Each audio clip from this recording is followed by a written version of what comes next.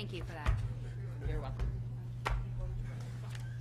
We had an executive session which went just a tad longer, so I apologize for keeping you late.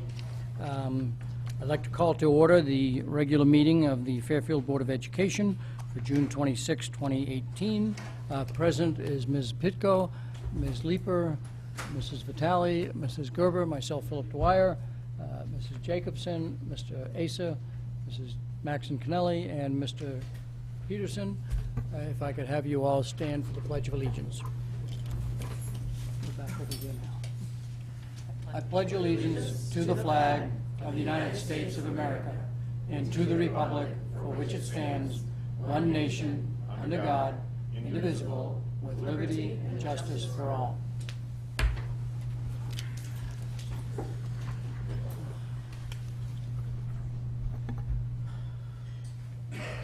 So I'm going to assume something, that the audience members that are here are not here to hear about the Holland Hill FF&E plans. Is that a fair statement? Okay.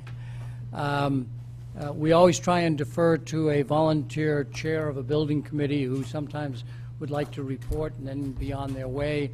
And so I'll ask the board for unanimous consent to consider, where's the item? 5A at this time. No, 6B. 6B. 6B. It's FF&E. Oh, yeah, 6B. My apologies. Yes, 6B. Seeing no objection, it is moved to start with item 6B, and I'll ask the chairman of the building committee to come forward. Mr. Quinn. Can't forget my name.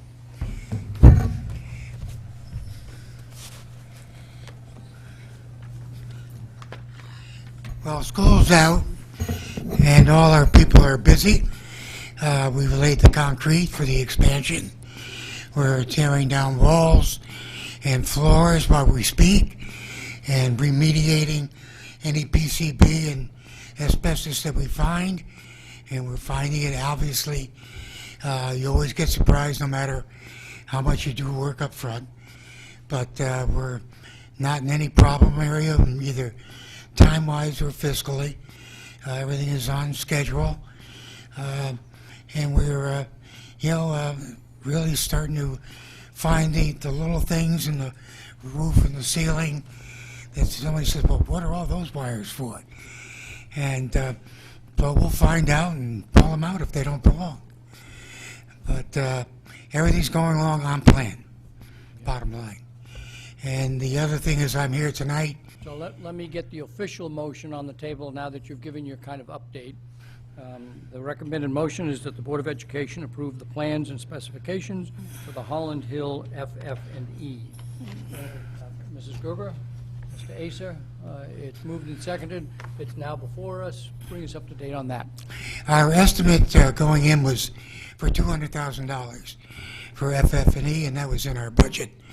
After we meticulously went through every classroom, every nook and cranny, and made sure we did what was right by the town and the students and the teachers, we came out to $202,000.4. So we're 2,400 within target. And we know, because considering I've done a couple other things with the schools before, when we go to bid, we'll save another 10 to 20%, probably more like 10 with the tariffs going on right now, but it still will be well under our estimate. So I ask you to approve that. We're all on target. Questions from the board? Mrs. Gerber. Sure. This isn't a question, but it's just more clarification. So, I mean, this is a technicality, something that the board needs to do just to kind of check a box off so that it can go to the state. And so this is one of a few different things that we have with each building project.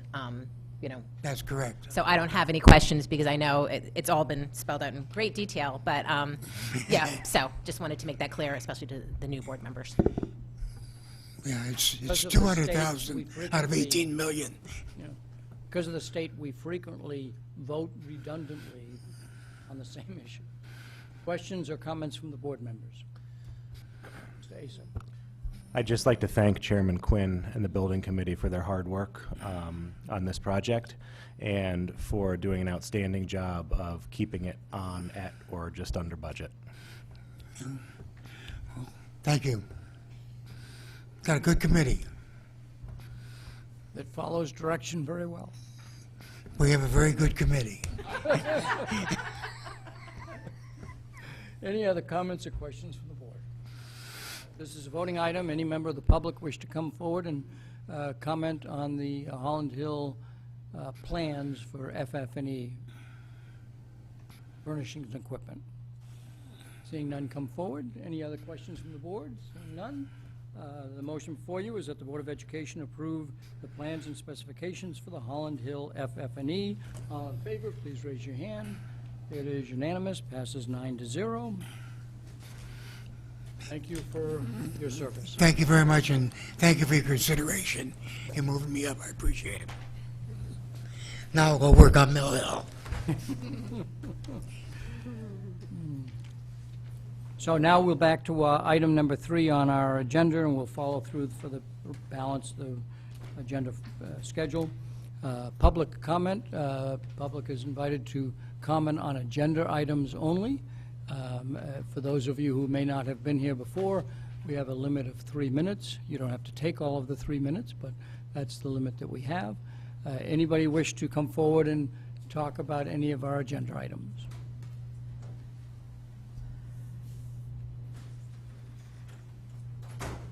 Seeing none?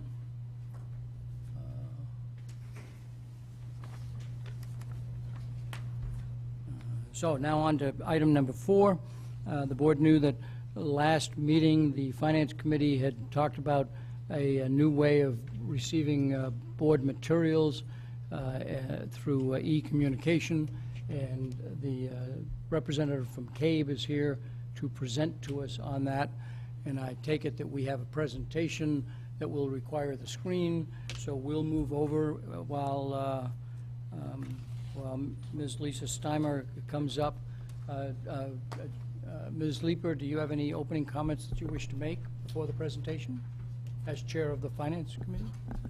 I just want to actually thank Mr. Asa for initiating this, and I'm hoping that the full board will be as enthused about it as we are. But if Mr. Asa has any comments? No, I just, this was something that I thought was important to explore as we move forward and all of the technology integration into the school system and the kids' 21st century learning. As has been said before, even though we're 18 years into the 21st century, that I think it was important to at least explore the board going paperless as much as possible, not just for savings, but just to kind of mimic and even go along with the students that we are helping guide. So that was it. So, you're on the Finance Committee. Do you have any comment that you want to make now? I'm good. Okay. So, Thank you, though. let us move away and move again.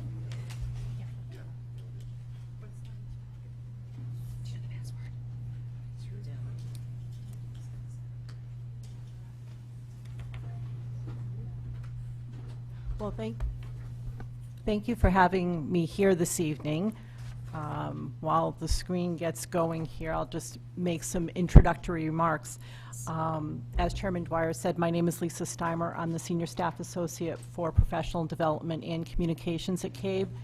So I'm responsible for the convention, workshops, the CABE Journal, any publication, social media. So really anything that engages our members sort of falls under my direction.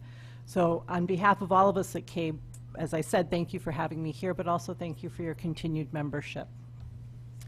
I present rather informally, so should you have questions, please feel free to interrupt me and ask them. But knowing that you have a whole evening's agenda ahead of you, I will try to keep my remarks concise, but give you enough information, hopefully, so that you can see what CABE meeting has to offer you. Just by way of some background, CAVE spent a number of years looking into different options, such as CAVE Meeting, which we're going to look at shortly. 11 years ago, we were approached by Apple, and at that time, their product was something like $11,000 a year for a school district, which we found to be just a little crazy. So we were approached by Kentucky School Boards Association. They had developed this great product, and it made sense to us because school boards are school boards as far as we were not taking a round peg trying to put into a square hole. So this made a lot of sense. So back in 2005, Middletown Public Schools piloted this for us for a year, giving us continual feedback about how it worked for a Connecticut school district, and their advice and recommendations were implemented into the product. Currently, there are 21 school districts in Connecticut who use this. In Tennessee, there are 40 school districts. And in the state of Kentucky, there are 106 school districts, 33 schools, and 10 other agencies, such as like the State Department of Education, that sort of thing. And we look at this as a service to our members. We're not looking at making millions of dollars off of this, but we want to help our members do their business more effectively and efficiently. So that attitude really helps us control the cost. While this is a very good product, it continues to be updated continually. We have regular partner meetings providing feedback of listening to our users, what would make it better and function more efficiently for school districts. What's important to note before we get going into this is a district can go 100% paperless and just say, that's it, we're cutting off paper.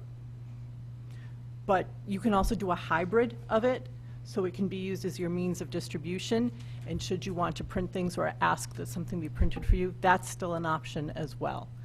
And I find that it really depends on the needs of the board and the personality of the board. So with that introduction, I'm now going to turn to the demonstration. If you look at the screen here, right now it's pretty bland, and I'd be the first to admit it. One of the things Kentucky School Boards Association is undergoing in the next year is really revamping the look of the product, which will also affect some of the functionality that staff might use to create your agendas. And in fact, it would make it more efficient and even more efficient. So anyway, I'm going to log into a dummy account that we have created in a board member view. It's not the view that staff would see in developing the agenda. Something important to notice before we even get logged in, right here you see forgot your password. So should a person forget their password, all you need to do is remember your email and populate the top field here with that. Click on forget your password. It will send you an email telling you what your password is. One of the things that is going to be improved in the coming year is some of that security, so it may ask you to change it going forward, but for right now you do get an email just reminding you what it is.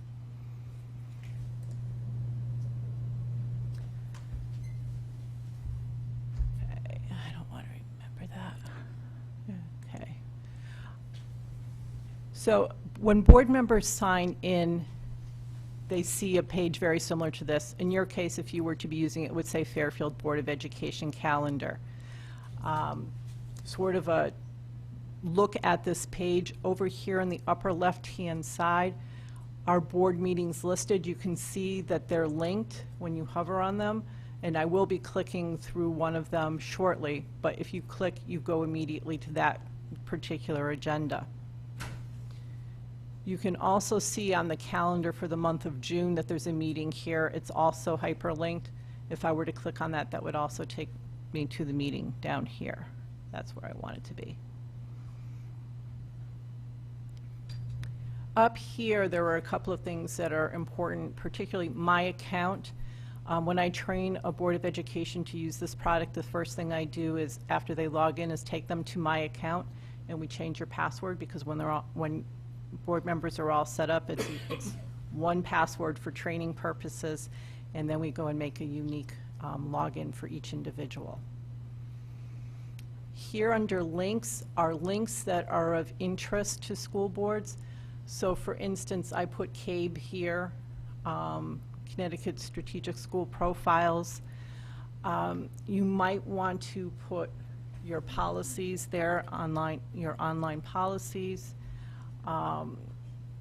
those sorts of things. So if I was simply to click on CABE, as way of an example, it brings you to the CABE website, and then you could click through there should you want to.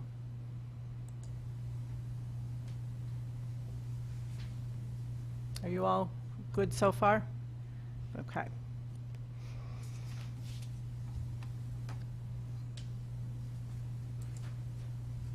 So I'm going to go into a sample agenda that I've created, and it follows the format pretty much of a board meeting, and I have included some things that you would certainly have a lot more of with a school district's agenda.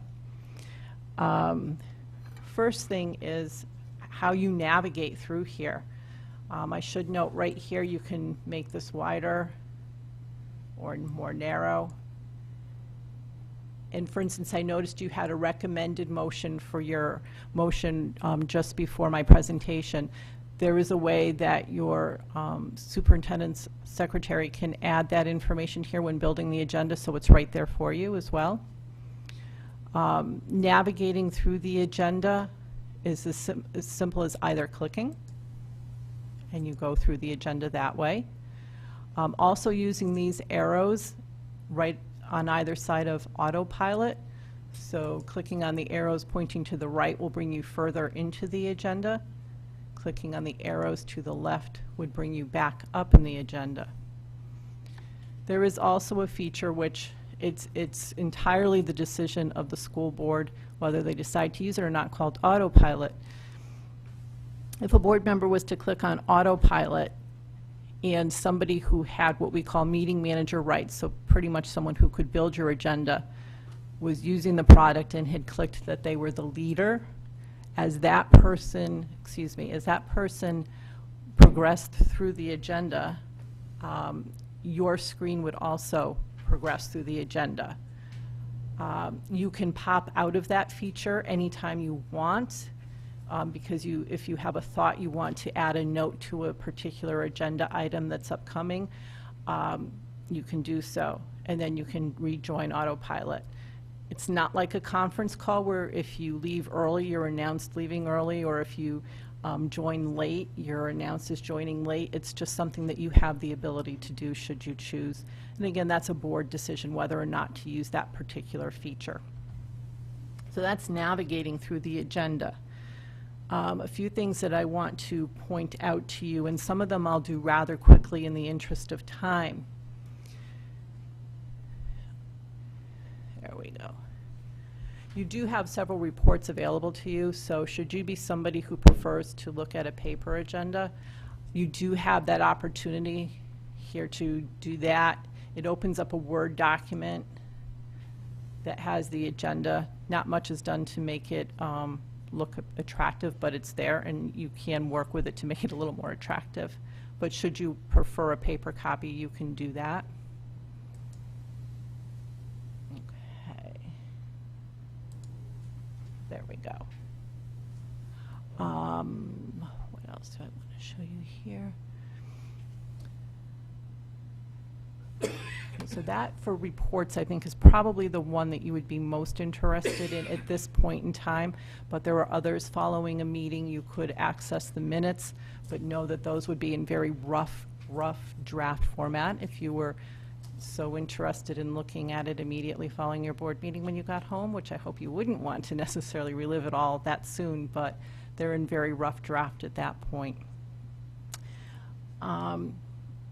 So we know that the bulk of your agenda is not so much the actual agenda document, but it's all the supporting information that builds your packet. So the meeting manager who builds the agenda has the opportunity to add what we call attachments. And let me see, I think I may have put one here. I did not put one there, let's see. Okay. So financial report would make sense that there would be an attachment with supporting information. You can see in two places that it tells you there's an attachment. One is up here, right above, and one is over here in the right-hand side. I'm just going to open it. It's a very sparse Excel document. But it opens up the document in its true form. It doesn't take it and water it down in any way, shape, or form. But it opens the true Excel document. Similarly, it would open, if you so chose, Word, PowerPoint. You can add video. But certainly with Excel, PowerPoint, and Word documents, I suggest that they're added as a PDF document, just to minimize the opportunity for the attachments to be edited in any way. So really with any of these that would have something like that, and I know I added several others in here, perhaps here, perhaps not. But that's how easy it is for a board member to access the attachments. Something else I know a lot of folks do is add notes to their agendas. You might handwrite a note to ask a question, that sort of thing. You do have the opportunity to add notes and a note about notes. These are your own individual notes. Because you have a unique login, your fellow board members, no one can access these notes. They are yours and yours only. However, I always caution people about what they put in the notes, but those are your notes. And then the question that almost immediately follows when I start talking about notes is, well, what about FOI? These notes are no more FOI-able than the notes you handwrite on your packet. So, you know, ask about this, ask about that. Same thing as if you were handwriting it on the packet. So, and I regularly check with our council just to confirm that the FOI Commission has not changed their thinking on that, but right now, that's how it stands.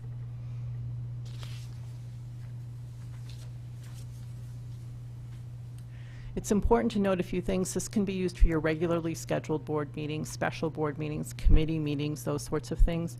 Should you choose to use it for committee meetings, it can be set up so that only the appropriate people receive that information.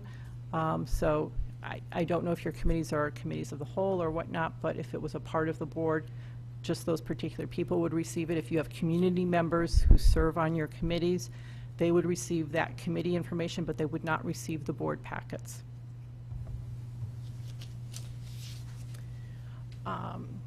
There is a feature in here that is a goals report. So when an agenda is built,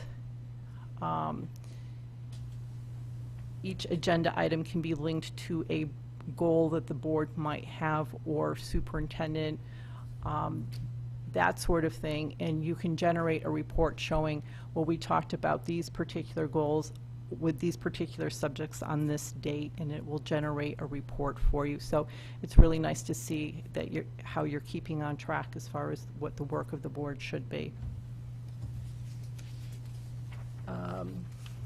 Probably the biggest thing that I think is something that is helpful to board members is the search feature, because how often have you had to go through your stack of paper and start flipping through? I remember it was a meeting sort of in this time frame, you know, that sort of thing, and you're frustrated, you're looking, you get paper cuts, that sort of thing. CABE Meeting has a search feature, and I'm going to just quickly show it to you.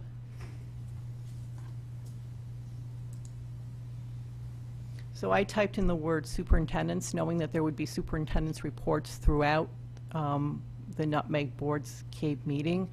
So you can see in this first grouping of search results are agendas, where that particular word happens in the agenda item. So you can see that shows up in your first set of results. Your second set of results are file attachments, so the bulk of your packet where that particular word shows up. PDFs that are saved as PDFs versus PDFs that are scanned on a copy machine and saved as a PDF are searchable. The ones done on a copy machine are an image and they're not searchable. But most are saved, file save as, and then change the file type. So those would be searchable. You can drill down as far as you want. If you know the dates something happened, you can simply add the, enter the dates.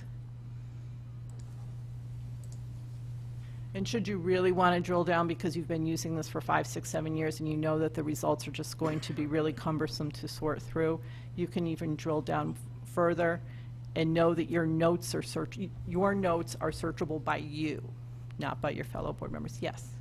I think this is good. I think we get the general. Is Yes. there a way that you could show us the actual example of one of the districts that's using this, so we could see like The what public we portal? would see, but also the public portal? I think that's important. That would be great if we could move through that. Absolutely, I'm Thank happy to you. do that. So I anticipated that question, and what I have in front of us here is Windsor Public Schools website and how it is seen by the public. So if the public were going to look for meetings and/or minutes, this is what they would see. So it's divided into 2 columns, board meetings and then committee meetings over here. They're sorted by date within each column. These are blank here with the minutes simply because the meeting manager has not had the opportunity to add them here at the moment. But you can see that the public would be able to view an agenda here, and they'd be able to print it if they wish, that sort of thing. And also to view the minutes. And you can see the minutes here with actions taken, that sort of thing, here as well. So that is the public view. Is that what you were Yeah, looking do for? you have the Windsor Public Schools brought up where you could see how they would click through to it? Oh, no, I don't. Let me see if I can get one for you if you give me just a moment. It's okay if you're not. I mean, I think that the best that I could do at the moment is to take you more through perhaps the agenda that I have set up, the sample one, if you wanted that. Yeah, I think what I was getting at was that the way our IT department would integrate this would be a link through the Fairfield Public Schools website. So Correct. the public would go, just like they do now, to the main website, Yep. and they would link through to this slightly differently than what they do now. So So are you wanting to see what the Windsor website before you get to the pages? that's okay. That's fine. Because I can do that very quickly. That's easy.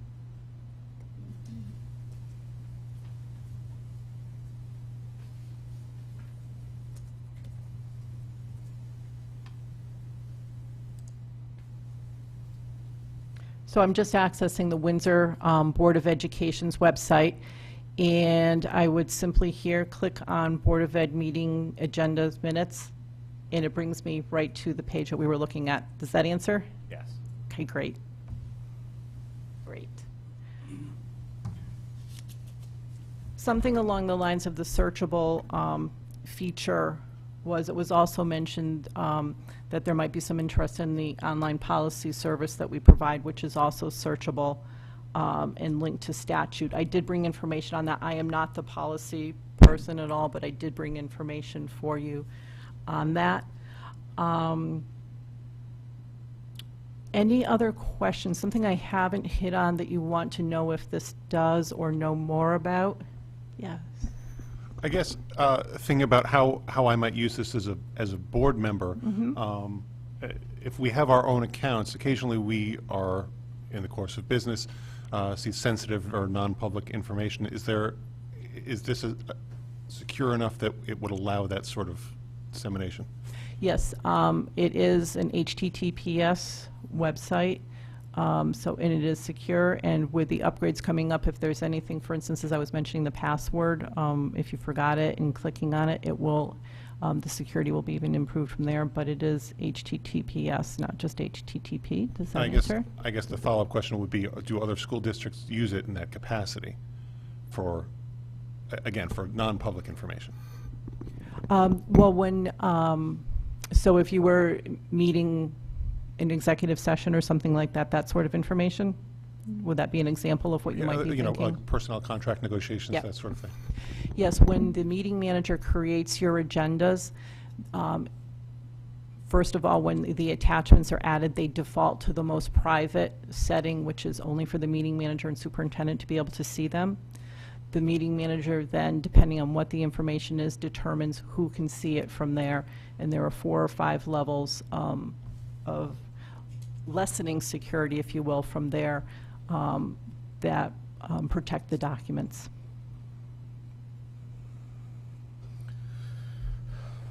And I think just one more thing to note, that Meg went through a presentation on this, and I met with her and the IT website gentleman, but she was very comfortable, and I don't want to speak for you, Meg, but it seemed, and correct me if I'm wrong, that it seemed very intuitive and easy to use and would be simple for her and not any extra undue work. And ultimately, comparing what the cost of the paper that we give out and whatnot would technically yield a savings, so. So I think she's done with the presentation, so I'll get the whole board back, and then we'll continue with Q&A.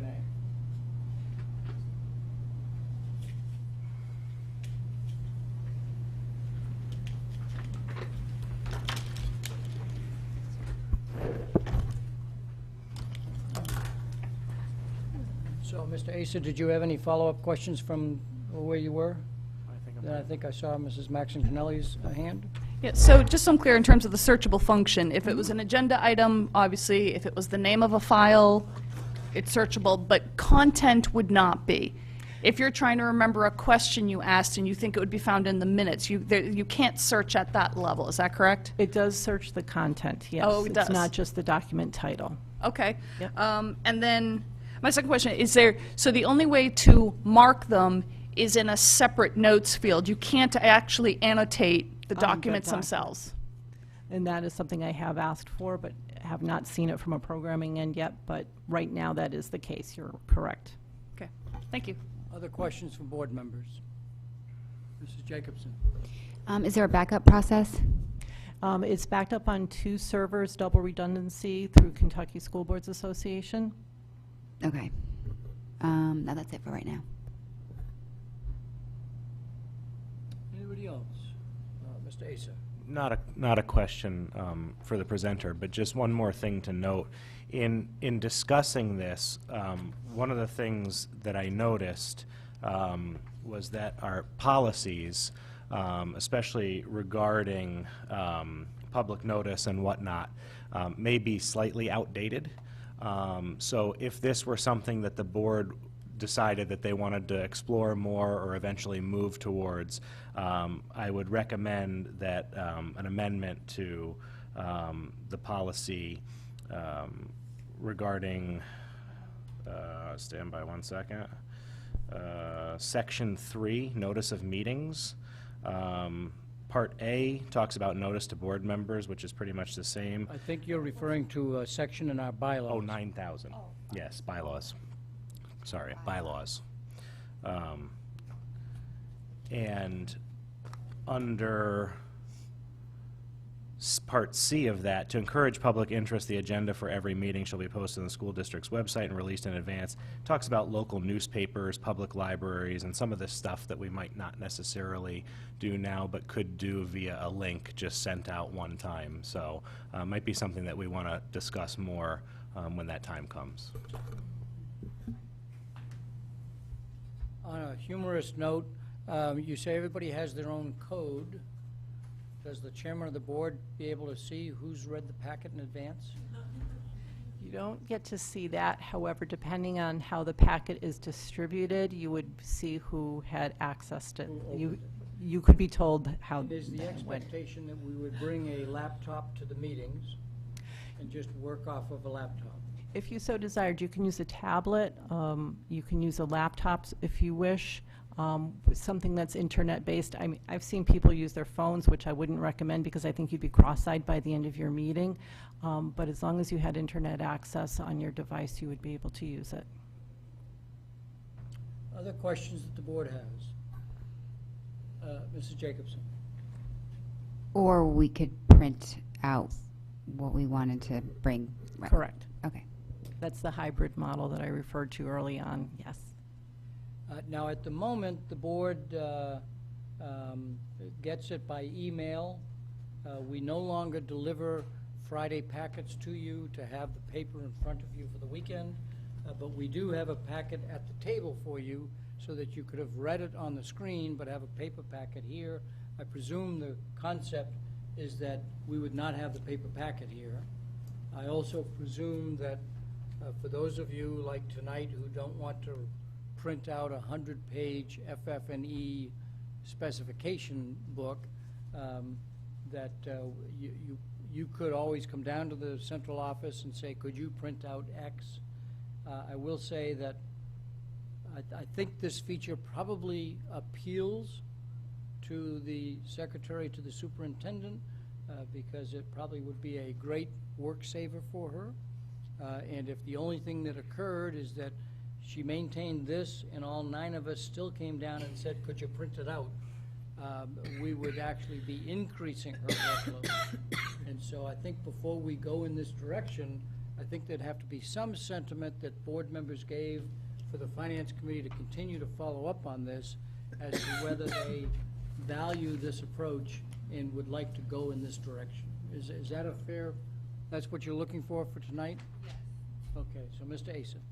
Yeah, and getting back to your point about a laptop, that is a question that I did ask our website gentleman here in the central office, and the premise was that it's easy. It's web-based, so it's easily viewable in a web browser on a tablet, such as like an iPad. But it's also on a phone, as Lisa mentioned. You'd have to stretch it and expand it, but on a tablet it is good. So you could use your own tablet, or one of the things that we discussed, and if the board so wishes, we would discuss further, would be those who needed it being issued a tablet, public school-owned tablet for that purpose. So everyone would have some sort of electronic device at their desk. And like students, we would be responsible for that tablet and return it. Yes. Mrs. Gerber. One question is about members of the public. Would we still provide copies of the materials at our meetings, like we always put them in the back of the room? Would that still happen, or no? Mr. Asa, you want to respond? Yeah, I mean, that's one thing that I did discuss, and one thing that Meg has noticed over time, that they print a certain number of copies for that back table, and the majority of them are still there at the end of the night, even with high public turnout. So I don't think it would be unreasonable to print some copies, but I do believe that the majority of people in the audience do have, some sort of electronic device or smartphone, and for that purpose, for seeing the agenda and whatnot, might be manageable. Obviously, looking at a 148-page FF&E document might be tough, but yeah. Other questions or comments from board members? Mrs. Maxon Connelly. Just to play devil's advocate, and I thank you for the presentation. I appreciate the work of the Finance Committee of bringing something forward. But to play devil's advocate, why couldn't we do exactly what we're doing right now and simply issue a new edict that this won't be printed? I mean, right now on the website, we have an agenda column, we have a minutes column. If you click on the agenda, I do like the search feature. I do think that sounds intriguing. But until I can annotate those documents, it's for the fact of being able to click on an agenda item and have it pop up as opposed to scroll down a page. I'm not sure that that is the investment that we want. So I'm not seeing the benefit that would be worth a $3,000 investment. The annotating would change it a lot for me personally. And I do appreciate the search feature, but I don't understand how this is that much of an improvement on what we already have. And for the benefit of the CABE, we already have a search feature. It's called, we call Mrs. Gerber. And in a few moments, she finds it for us. Mr. Asa. I'm hoping that's actually a good question, and I asked the same question and our IT representative had a pretty good answer, but I can't really repeat what he said because I didn't understand 100% of it. But it did seem that the process actually improves greatly versus what we do now and how our technology is now. And maybe Dr. Jones, could you speak to that at all? Sorry to put you on the spot. Yeah, I don't remember what the question was that went to him, but one thing that we must move away from is we're very PDF heavy, and we are very much so on the board. And one of the reasons we are upgrading our website and going to a new web platform is because we're not ADA compliant, and PDFs are not ADA compliant. And this would actually help us make sure that what the board is doing is also going to be cohesive with our website. Yeah, and also, just one more thing to note. Right now, that kind of triggered my memory. Right now, they bring mega document, it's got to be converted to PDF, and then it has to be added, and again, that ADA compliance. With this system, it would, as she showed, would actually be those documents that would be compliant with those federal guidelines. And as far as entering and putting everything together, there's not that redundant step of turning things into the PDF. The system does or manages everything for you. If you saw my eyes glaze over halfway through that, I would be perfectly happy if I could just forward my question to maybe Dr. Jones and to Mrs. Leeper, and if you could get me an answer that I'm getting. So I know that it's a quick presentation, but I think the Finance Committee would appreciate some verbal message that said, yes, I'm very much interested, I'd like to continue to explore it, or whether I got a lot of questions and I'm not convinced yet. Could I? Mrs. Leeper, Ms. Leeper. From my understanding, our IT rep who came to our meeting said we actually have to change from what we're doing right now. So we have to pick between the different options, and this is by far the more affordable option because we're redoing the website and our whole system is changing and we're not compliant, so we have to move to something that is compliant. So that's why are we changing sort of kind of holistically to your question compared to what we're doing now. We can no longer continue to do what we're doing now, so this is the more affordable option. One of the other options that was presented was like $10,000 a year, or not a year, but to convert over to. And I don't want to speak for you, Meg, but my impression was that this is a much more time efficient than also the current system. And then I know it's $3,000 to sign on, but even in the first year we would save almost $2,000 from the current method, and then after that we'd be saving $3,400 a year on average, and those are really low estimates. That's literally only factoring the actual paper. It's not factoring in toner or staples or staff time. Just so you don't think we're signing on to something that is costing us money just because we couldn't come up with something better to do. Now, Mrs. Brown does not have a microphone, but I will represent on behalf of Ms. Leeper and Mrs. Brown that this is something that they both, but Mrs. Brown specifically, who chugs through all this stuff, would like to explore. So that you know this is something the administration is on board with, going down this path. Can I get a kind of go around the table and get a sense of where people are? Yeah, I guess I was with Ms. Maxon Kennelly in terms of how it's different from what we do now, but the ADA compliance issue seems to be very significant in this discussion, so absolutely happy to look at it further. I'm happy to look at it further, but the $2,000 savings you reference, I would contrast that with the $5,000 savings if we simply didn't do anything and simply said, board members, you're responsible for your own access to the material, because I'm not getting the piece of, I don't understand how ADA compliance means I can't click on something on our district website.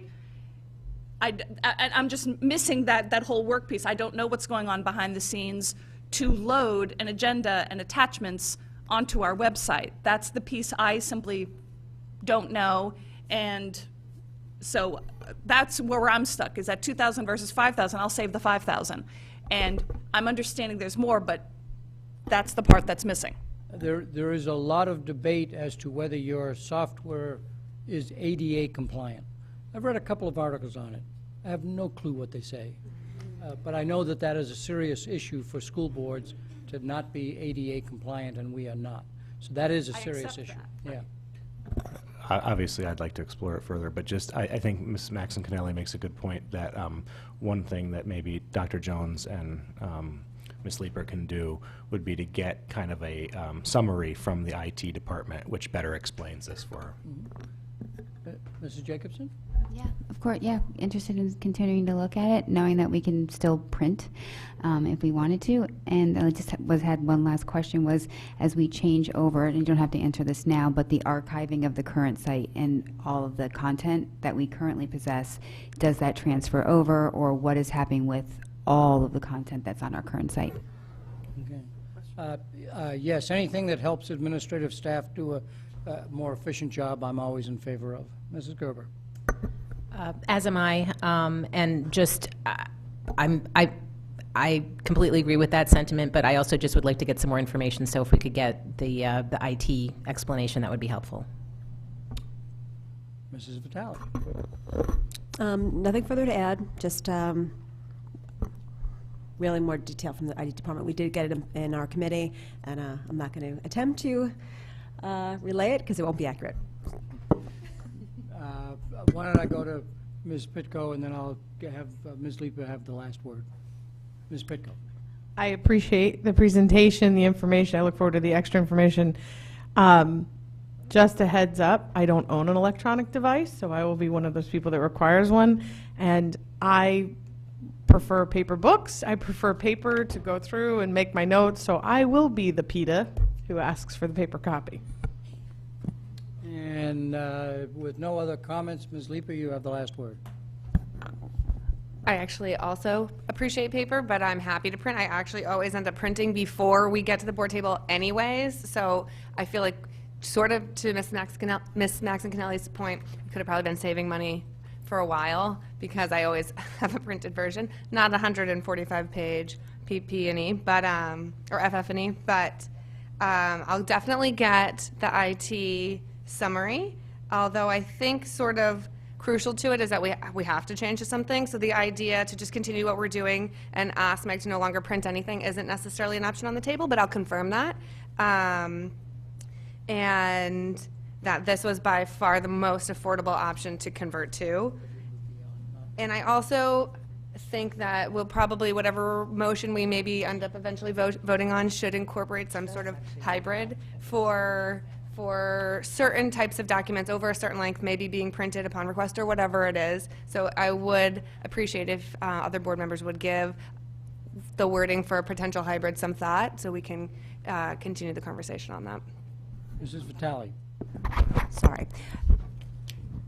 Through the chair to Dr. Jones, do you need the board to take action or make any kind of decision on this? I don't want to hold up any work that needs to be done by staff. Like if the IT department's moving, redesigning a website and needs to have this piece decided on, I think the board needs to know that, so we're not holding you up, or It is generally more of a management decision, but we knew we didn't want to have mutiny at the board table either. So it's trying to make, because it is a big change to go electronic, but we do have to make the change. And just to give kind of in a nutshell, when you talk about compliancy, part of that is, if you think about like 365, if you're online with the software, anybody that has a 365, there's a reader function. So somebody who is blind can still access those documents as long as the reader will actually read the text to them. And that's something on our website right now. You can't use any of that software for students, for people, anybody that has a disability. Oh, that's like Office, Microsoft Office. Sorry. Okay, thank you. All right. So it also raises the question, if we do get devices, tablets of some kind, will that software be loaded? We'll be able to view these documents on those tablets. Yes, as a matter of fact, I mean, from the district perspective, we're rolling out Chromebooks is the device that we have, and so we're used to being in that Google platform or O365, and either one of those, Microsoft or Google, have the reader functionality, so that if you have a disability and you need that, it's available. What we do right now, the vast majority of our website, for somebody who has a disability, they cannot access our content. So with Mrs. Vitale's comment in mind, how about if I say it this way? I'll ask for unanimous consent to authorize management to go forward with adopting this under the guidance of the Finance Committee. Does that make sense to the board? Or do you want to have this back on the agenda before you take the next step? Mrs. Gerber? Well, I guess what is the timeline? I mean, the plan is to do this over the summer? Ms. Leeper, did you have a sense of when this would be implemented? I'll refer to Dr. Jones. We would like to have it timed with the website, which would be the beginning of the school year. They're working on all that migration right now on the website. So if we followed up at the August meeting, would that give enough time to say, okay, the board said go ahead in August, and let's make it conjunction with the new website in September? We could do that. You could do that. Mrs. Jacobson? So, and the questions that we asked, we're going to hope for answers by August. Is that your goal? So in terms of archiving, and I also had another question, just so you know ahead of time. What's the technical support? If, like, let's say something happens, are we calling Meg? Are we calling CABE? Are we calling a third-party vendor? Depending on what the issue Yeah. was, it would either be me or Meg, depending on, but it wouldn't be an outside vendor. Okay, all right. Thank you. And if you don't mind, if I can answer two of those questions, we did ask the archiving question, and Marco, who does our website, would actually keep basically the existing page for the old archives, so people could still access that. Then we would move forward with all of the new content with the new platform. So everything would still be available, but we'd be moving forward with the new. Thank you. You're welcome. Mrs. Brown, if you will, make sure this gets on the August agenda. And Ms. Leeper, you may want to think of getting some memo to the board over the summer that gives more specific guidance on the IT. Happy to. And of course, if you have questions that didn't come up today, please contact the superintendent. And now we're going to do something that's somewhat unusual. We will take a 30-second recess while Fair TV resets something. It's yours.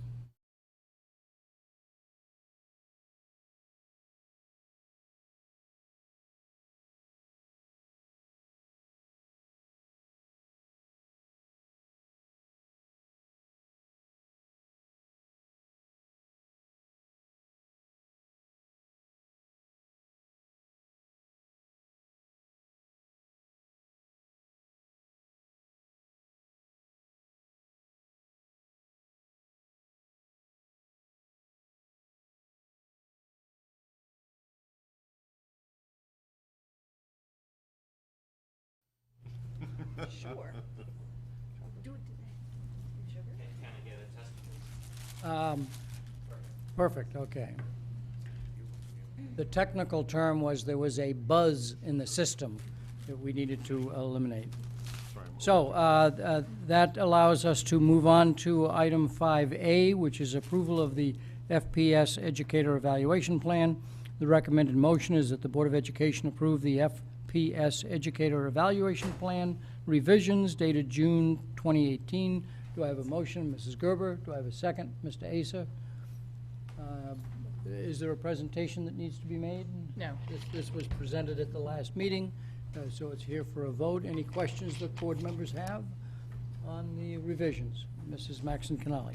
Not so much a question, just a statement. I mean, obviously, it always helps when you know that the committee at work behind it is the one who are vested in its success. So, I just express a sincere hope that this really represents meaningful change that can, free up administrative time for meaningful work and yet also result in meaningful evaluations to help with instructional improvement, work with instructional practices. So I have faith that that was the focus of the committee to make that happen. So I wish, hope we can hear that that's the case.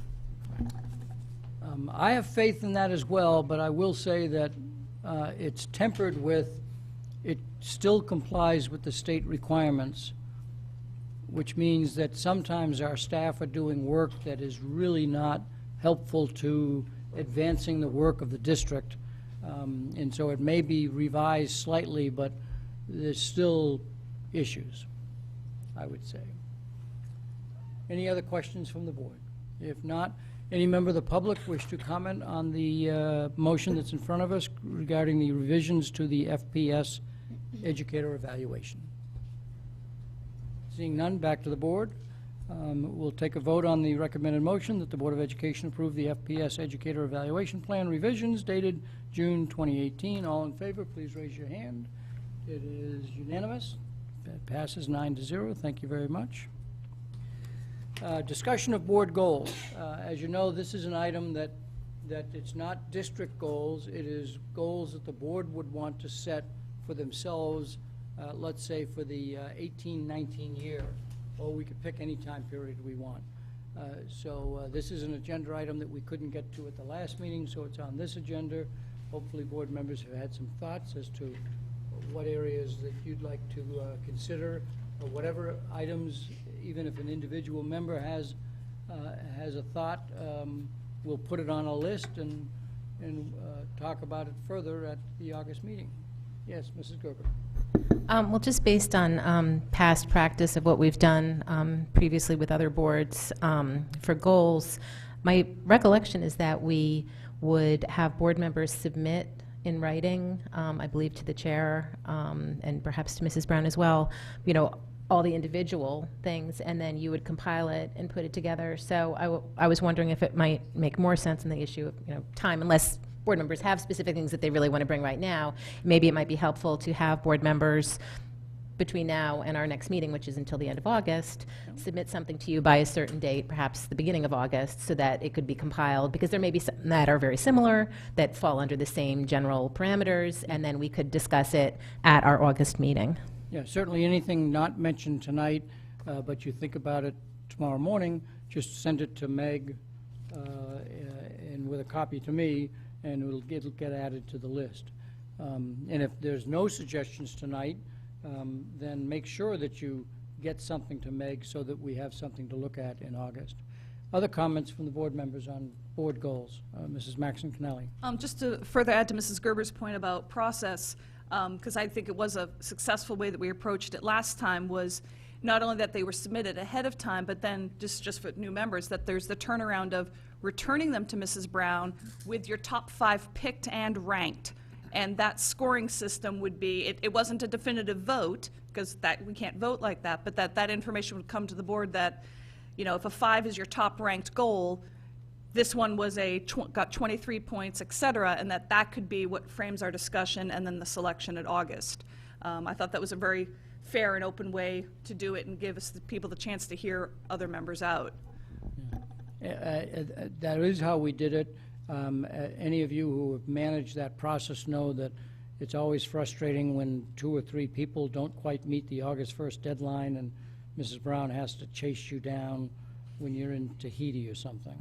So let's say August 1, so that there's enough time to catch that person who's not in town, and then there's enough time to actually do the math and type it up. There's no, the last time there was no filtering of it. Whoever suggested anything got on the list, it got rated and ranked, and so there's no filtration. Other comments that people wish to make? Any suggestions that you want to make now based on any thoughts that you had in advance? Ms. Leeper. As a new board member, I'm wondering if we could see previous board goals, just to kind of have an idea of the things prior boards have set as goals. I think we had, by memory, 2 sets. Yeah, 2 sets. Is this the type of search function where I should ask Ms. Gerber? Archivist to work with. I was actually going to bring them tonight, but I was moving furniture this afternoon, so I didn't get a chance to. All But right, I'll search it. I'll search it later. Okay, so I'll say that our secretary will get something to Mrs. Brown, who can then circulate it to the board. Thank you. Other comments that people wish to make? Mrs. Vitale. I know this was a past board goal, but I think just revisiting just communication with the public and with other town bodies is something that maybe we want to discuss. I know that it didn't, you, Mrs. Gerber, and Mr. Dwyer did work on it. It didn't fully get adopted by past boards. A lot has changed just in terms of social media and how we communicate with the public, and it might be worth another look at. So why don't we find that, I'll say, motion, and what we did adopt and what we didn't adopt. We didn't adopt the town hall meetings. We just did that anyways. So why don't we get that together so that people know what that is. Other comments from board members, thoughts at the moment? Mrs. Jacobson. I have many, but I'll submit them in the timeline. But one that I did want to mention tonight, and along the same lines as Mrs. Vitale, was I've been saying and calling for greater collaboration with other town bodies, not necessarily like Board of Selectmen and Board of Finance, but things like Strategic Planning Committee, TOD, P&Z, just things that we mutually impact rather than being in a siloed position, but just greater communication and working together with some of our other town entities would be helpful and would be a goal for mine. As you know, we maintain liaison positions with a variety of entities, boards, and commissions. Two specifically by their bylaws you're actually members of. Ms. Pitko is a voting member of the Board of Health, and Mrs. Gerber is a voting member of the Parks and Recreation Commission because that's their bylaws. The rest we're really liaisons to, and Mrs. Jacobson is suggesting that there might be another group of town boards and commissions that it would be good for us to be related to. So she'll get that in writing to you. Anything else? Seeing none, please do, we'll send out an email in the next couple of days, Mrs. Brown, that reminds people to submit them by August 1st. Okay, thank you.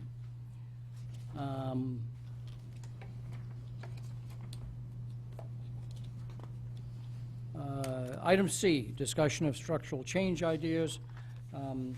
This is enclosure number 1. It's following up on the meeting that we had last week, and really the last time we talked about this when we had a special meeting, at which point we had eliminated some things from further consideration, and other items were still on the list. And by my notes, these items were still on the list.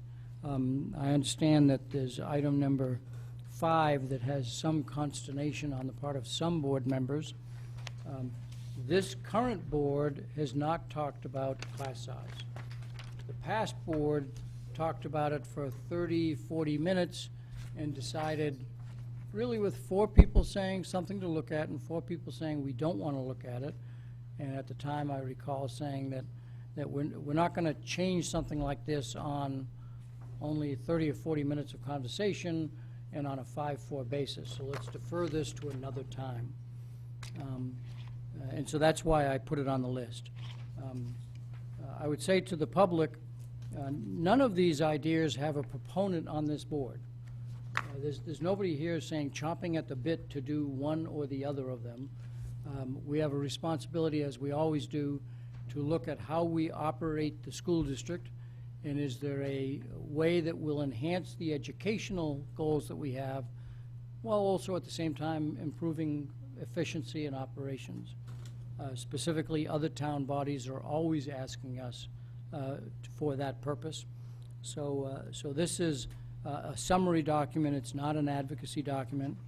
I'd say the other thing is a lot of these ideas are interconnected one with the other. It's hard to talk about one without talking about the other.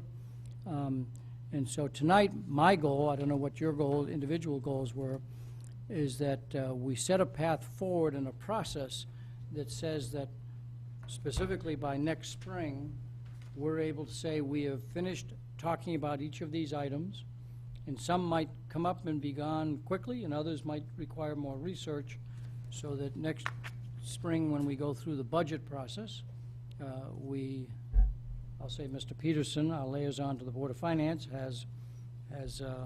can talk about the process we used and the conclusions we came to, and anybody else that we need to report to. At the last meeting, we did vote not to do something. I should have corrected and said Robert's rules really do say you should make motions in a positive manner. So we have 6 items on the agenda, and if somebody says, let's drop this one off the list, my recommendation is that you would put a motion forward that say, let's continue to talk about 1, 2, 4, and 6, and let the others go by, whatever the numbers are. But if the board decides they want to do some action beyond just discussion, you ought to state it in a positive fashion of which of these items we shall continue to talk about and which items, therefore, if they're not on that motion, they drop off the list. With that in mind, do board members have comments that they wish to make?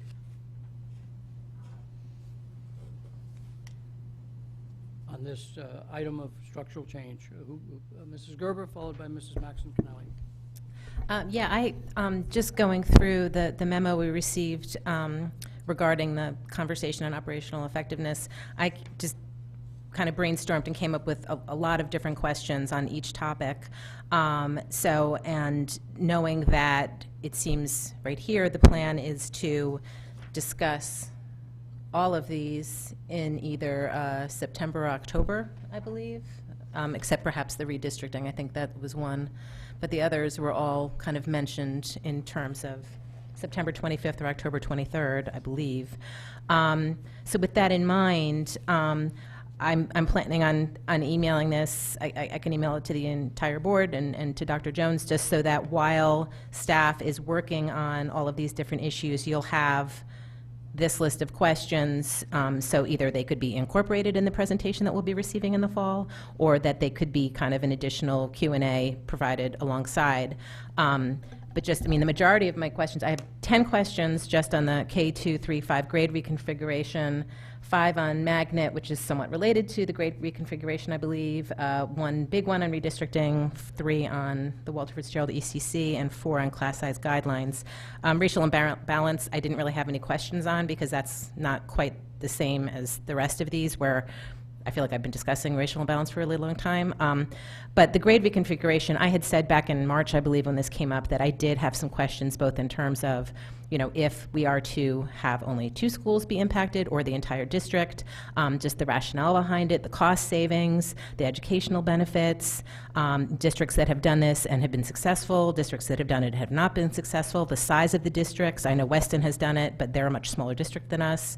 And just also, if we chose to do a district-wide reconfiguration, how would that impact our middle school and high school feeder? Because right now, our middle schools, in terms of their capacities and enrollment, are pretty much where they should be for the most part, and our high schools are almost exactly split evenly in terms of enrollment. So I would just be concerned that if we went in that direction, how that would impact our middle and high school feeders as well. Also, just in terms of if we did a district-wide with 11 elementary schools, how would that work? Because I'd assume we'd kind of pair up the different schools. Would that create an orphan school? Would we be actually closing a school? Would there be that many classroom sections that we would save? In terms of class size guidelines, with McKinley being smaller class size guidelines as the rest of the district, how would that work? The CLC and CLCS programs, how would those work? So all of those things, and again, I have this all in writing, so I'm happy to put this in, and just hopefully these questions can be answered before the September 25th and October 23rd meetings, so that, you know, they'll be kind of within all the other information we'll be receiving at that time.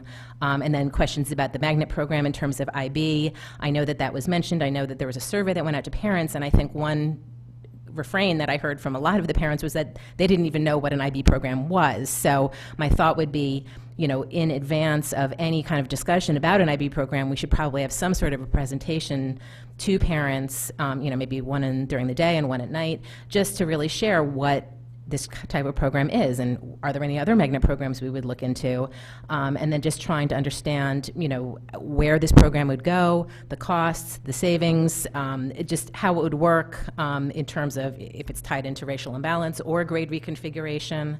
And then I would just say, in terms of the redistricting, I disagree with the point that we need to have this discussion in this year before Mill Hill is approved as a project, because we don't know what the size of Mill Hill is going to be. So if we come up with a redistricting plan based on what we have in the ed specs right now, is Mill Hill being a 504, and for some reason it comes back at a smaller size, 378 or 441, because those are both in the bonding resolution, we would have to completely redo a redistricting plan. And in the meantime, we would be spending a tremendous amount of staff work and time, creating a tremendous amount of consternation with some neighborhoods that may end up not being impacted if Mill Hill isn't as big as we would like it to be. So that would be my concern, and I would just repeat, which I've said before, Burr did not have a redistricting plan, or the district did not have a redistricting plan when Burr was approved as a project, nor did Fairfield Woods. Those redistricting plans came in after the projects had been approved, so I just feel really strongly about that. It says in the memo we received, the lease site for Walter Fitzgerald is a source of concern for the Board of Ed. I personally was not aware of this, that it was a concern for the Board of Ed. I know I've visited the site, and I actually was very impressed with it, and I feel that, you know, Mrs. Donowitz is doing a really great job, and I'm just interested to hear what these concerns are. Also, just in terms of the ECC, I have some questions with that. And then class size guidelines, yes, I understand that this board has not discussed it, but I do have concerns about that as well. So again, I have this in writing, I will send it in, and you know, I really appreciate it if these questions could somehow be addressed when we get the presentations in the fall. Mrs. Maxon Kennelly. A few things. Mrs. Gerber certainly hit on a lot of my concerns, and Ms. Gerber, you did offer at first in terms of not only sending it to Dr. Jones, but sending it to the board. I was not going to try to keep up with you, so I certainly think it'd be a great idea if it could be sent to the board as well, so that these are all things that we can think about. And I think it's very important what Mr. Dwyer said in terms of none of these are things that anyone on the board has spoken of as being a proponent for, but what all of us have asked for a few times is we need more information, because I don't want to make a knee-jerk reaction and say, no, I don't like the sound of this, even though I think it's a well-thought-out opinion, when I have no facts, no precedent, or other things to look at. And I think it's important that we consider them, not only for our sake as an educational body, but also for the purposes of the other town bodies, that they know we have thoughtfully had a conversation about this. So, and I do, to Mrs. Gerber's point, because at first she said she wanted the answers to these questions prior to the presentation, and then there at the end you said at the presentation. I would agree that I would hope that this would simply all be incorporated into the presentation, the answers to her questions as well as those of any other board members. I'm not interested in getting them before. I want that presentation to be what covers the material from the stance of the district. And I'm not sure, Mr. Dwyer, I'm taking you literally when you use the word motion, and I'm not sure if that's what you meant, because I know I would not be in favor of our putting a motion on this agenda to move these forward or not. If you're just talking about a sense of the body, that's why I wasn't sure if I was supposed to be taking that literally. At this point, I think our stance, my stance would be, the district has seen some merit in presenting a position to all of us. I'm open to hearing what the district has to say, because I don't want to reject something out of hand without having heard it. But I would not be in favor of putting a voting item on this agenda when the public, with many of whom will have had a fervent interest in this, might have wanted to come out to say, wait a minute, this was an up or down opportunity. I wouldn't be interested in putting that motion on the agenda, but simply to respond that I would look forward to September 25th, October 23rd, to really getting a fleshed out presentation on the pros, the cons, the educational benefit, and the financial impact of all of these. I'm willing to listen, and I also just want to strenuously support Mrs. Gerber's point that I have no interest in a redistricting conversation for this coming school year. I understand other town bodies might be interested in such a conversation, and I think this is where we're simply going to have to keep repeating ourselves that that conversation is premature. And whoever is in the position of having to communicate that to them, keep repeating it. That's my position on that. And that has been our position all throughout the Mill Hill vote. Because you addressed a question to me, the last time we talked about this, it was going to be a discussion item, and then there were some motions to take items off the agenda, take for further consideration. And this board, by a vote of 6 people, could say, I want to add something to the agenda and vote on it. So I only put it out there because I have to respect the fact that 6 members of this board could do that, and I was only wanting to give guidance on the proper way to do it if you were to have a sense of going down that direction. The second reason I mention that is that all 6 of these items will require a certain amount of staff research and thinking to answer these questions, which may be just the way they would answer the questions. And some of these questions, really the board might want to say, and here's how we think you should answer the questions. So how you get a staff answer and meld it in with a board answer and bring it to a final staff and board answer on these questions is a process. And if the board, and I'll use class size guidelines as the best example. If the board has no interest in going down the path of looking at those guidelines, which are essentially the administrative regulations of our board policy, they have no interest whatsoever. Why don't we just save the staff a lot of time and say, not a path we want to go down? And so I only picked that one because it's the most obvious one, based on the last board's conversation and the passion that some people have toward it. And so if this board says, yeah, that's an ideal item to just knock off the list tonight, then the proper way to do it. So I only mention it for those two reasons. I, like yourself, do not like to take action when we haven't alerted the public that we may take action. Other comments that people have? Mrs. Jacobson. Oh. Okay. I have to admit, in receiving your memo and seeing all of these items on one single page of paper was a lot. And so it struck me as I thought about this over the last week or so, or since we got the memo, that when I look at these items, there's so many lenses through which one could be viewing them from. Because the way that you look at the item through which lens really determines the questions you may have, the research you may require, the feelings you may have about it, or any impact you may feel that it has. So for me, I started categorizing these lenses in terms of these items, and whether they are an academic impact, educational value, whether it's a fiscal lens, is it a cost neutral? Is it a cost increase? Is it a cost savings? That's a different lens. Then there is implication on students, families, the logistical questions, the who, the what, the when, the why, the where, those kinds of questions. And what I began to realize is if I look at them all through all those lenses at the same time, it's just a round and round, and everything becomes very clear. So I've sort of applied, I know that tonight's conversation was a little bit how we want to approach each of these items. And so for me, I kind of started applying these, an order of operations, if you will, and a math analogy, in other words. To me, you can't do the addition before you've done the multiplication. So I prioritized in my own mind, and I'm sure other people may have different priorities, but just given our charge of this board, and that our primary role is on educational value and the academic achievement of all of our students, my primary lens is going to be, in my approach and in my thinking, is does it add educational value and assist in increasing and improving upon our academic achievement. If it doesn't meet that first goal for me, it's probably not something I'm going to want to spend time looking at because it fits maybe another lens.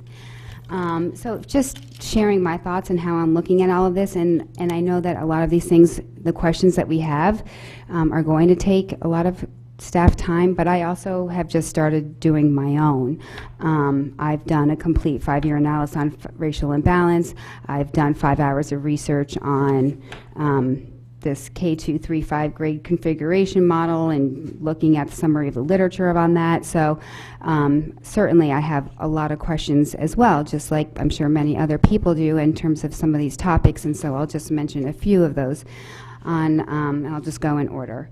The grade reconfiguration, again, I'm coming back to educational value and impact on that. I'm looking at a review of the summary of the research on it, costs and savings, impact on staff, collaboration, curricular alignment, impact logistically on families and students, impact on the additional transition that we know that students may have with transitions even just from K to 6 and 8 to 9. This would be an additional one.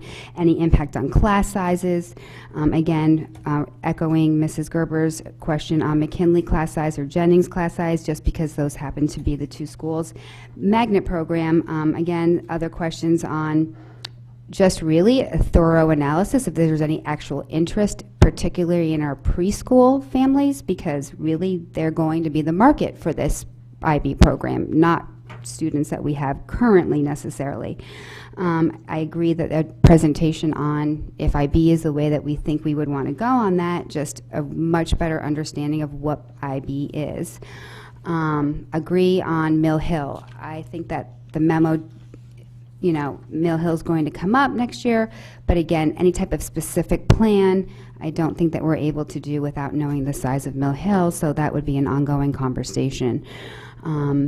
And just on and on. But class size guidelines, my feelings on that is I'm not really sure why it's on the list other than that's just my notes. But I hear what you're saying, Phil, that you wanted to give this board the opportunity to weigh on it. And my simple notes on class size guidelines is that I'm just not interested.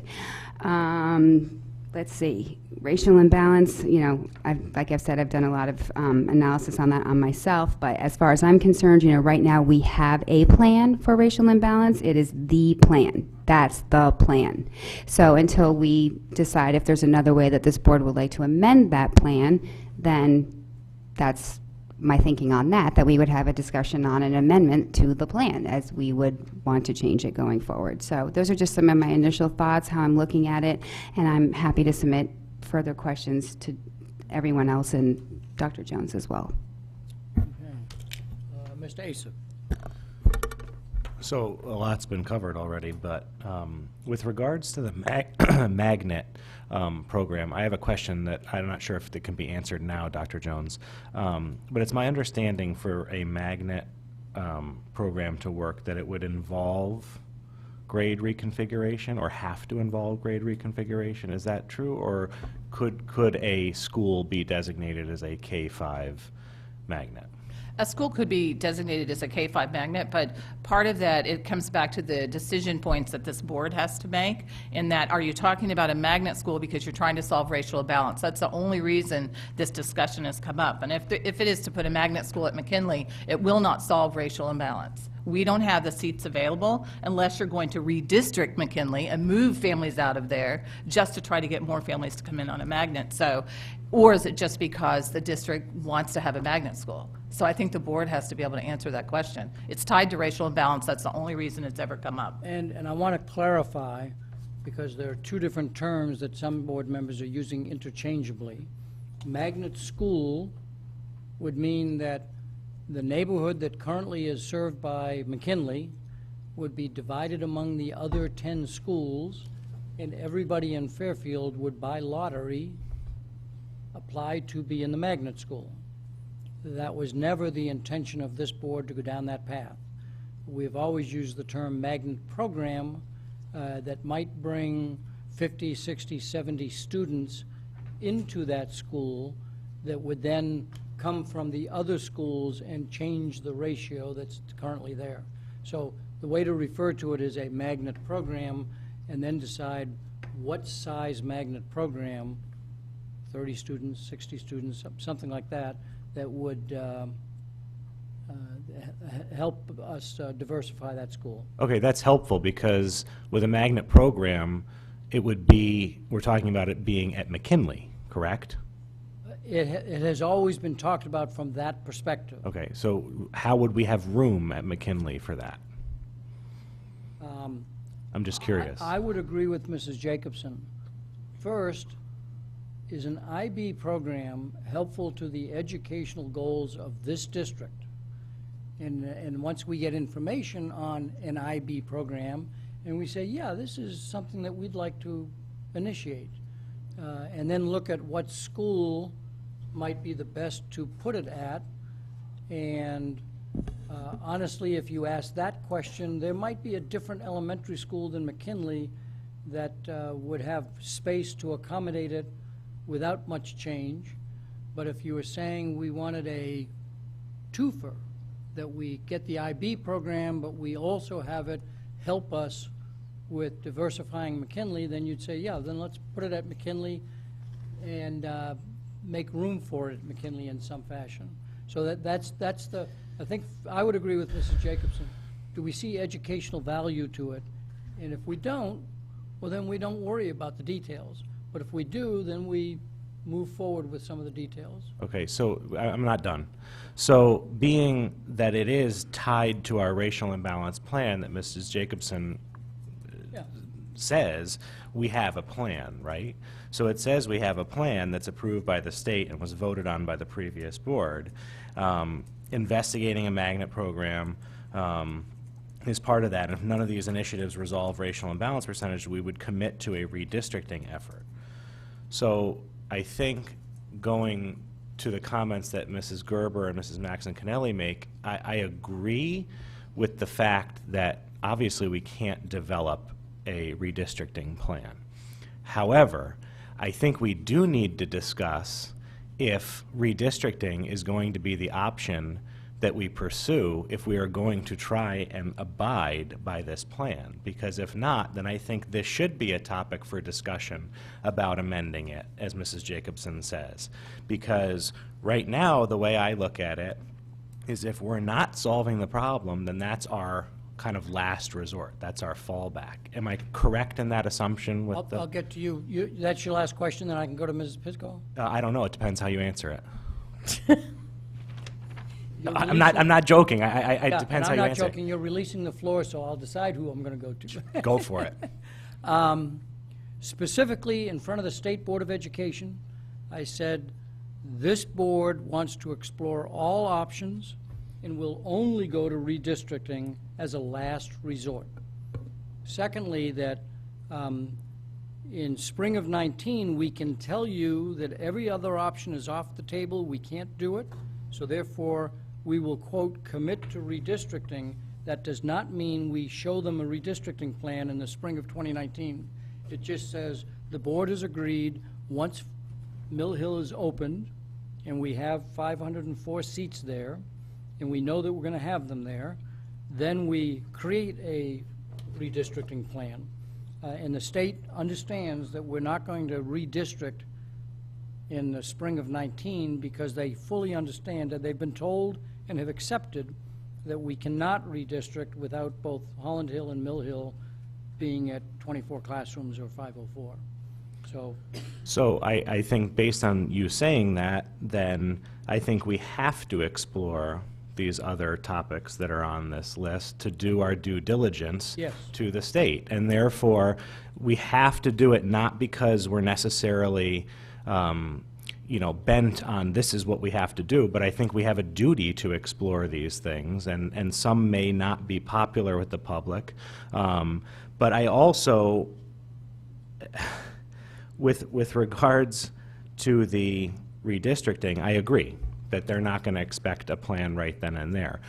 But I'm curious, and maybe part of this discussion, if racial imbalance does make it onto a future agenda, is this board prepared to do that if we are faced with that last resort? Because if we're not, then we need to discuss some alternatives.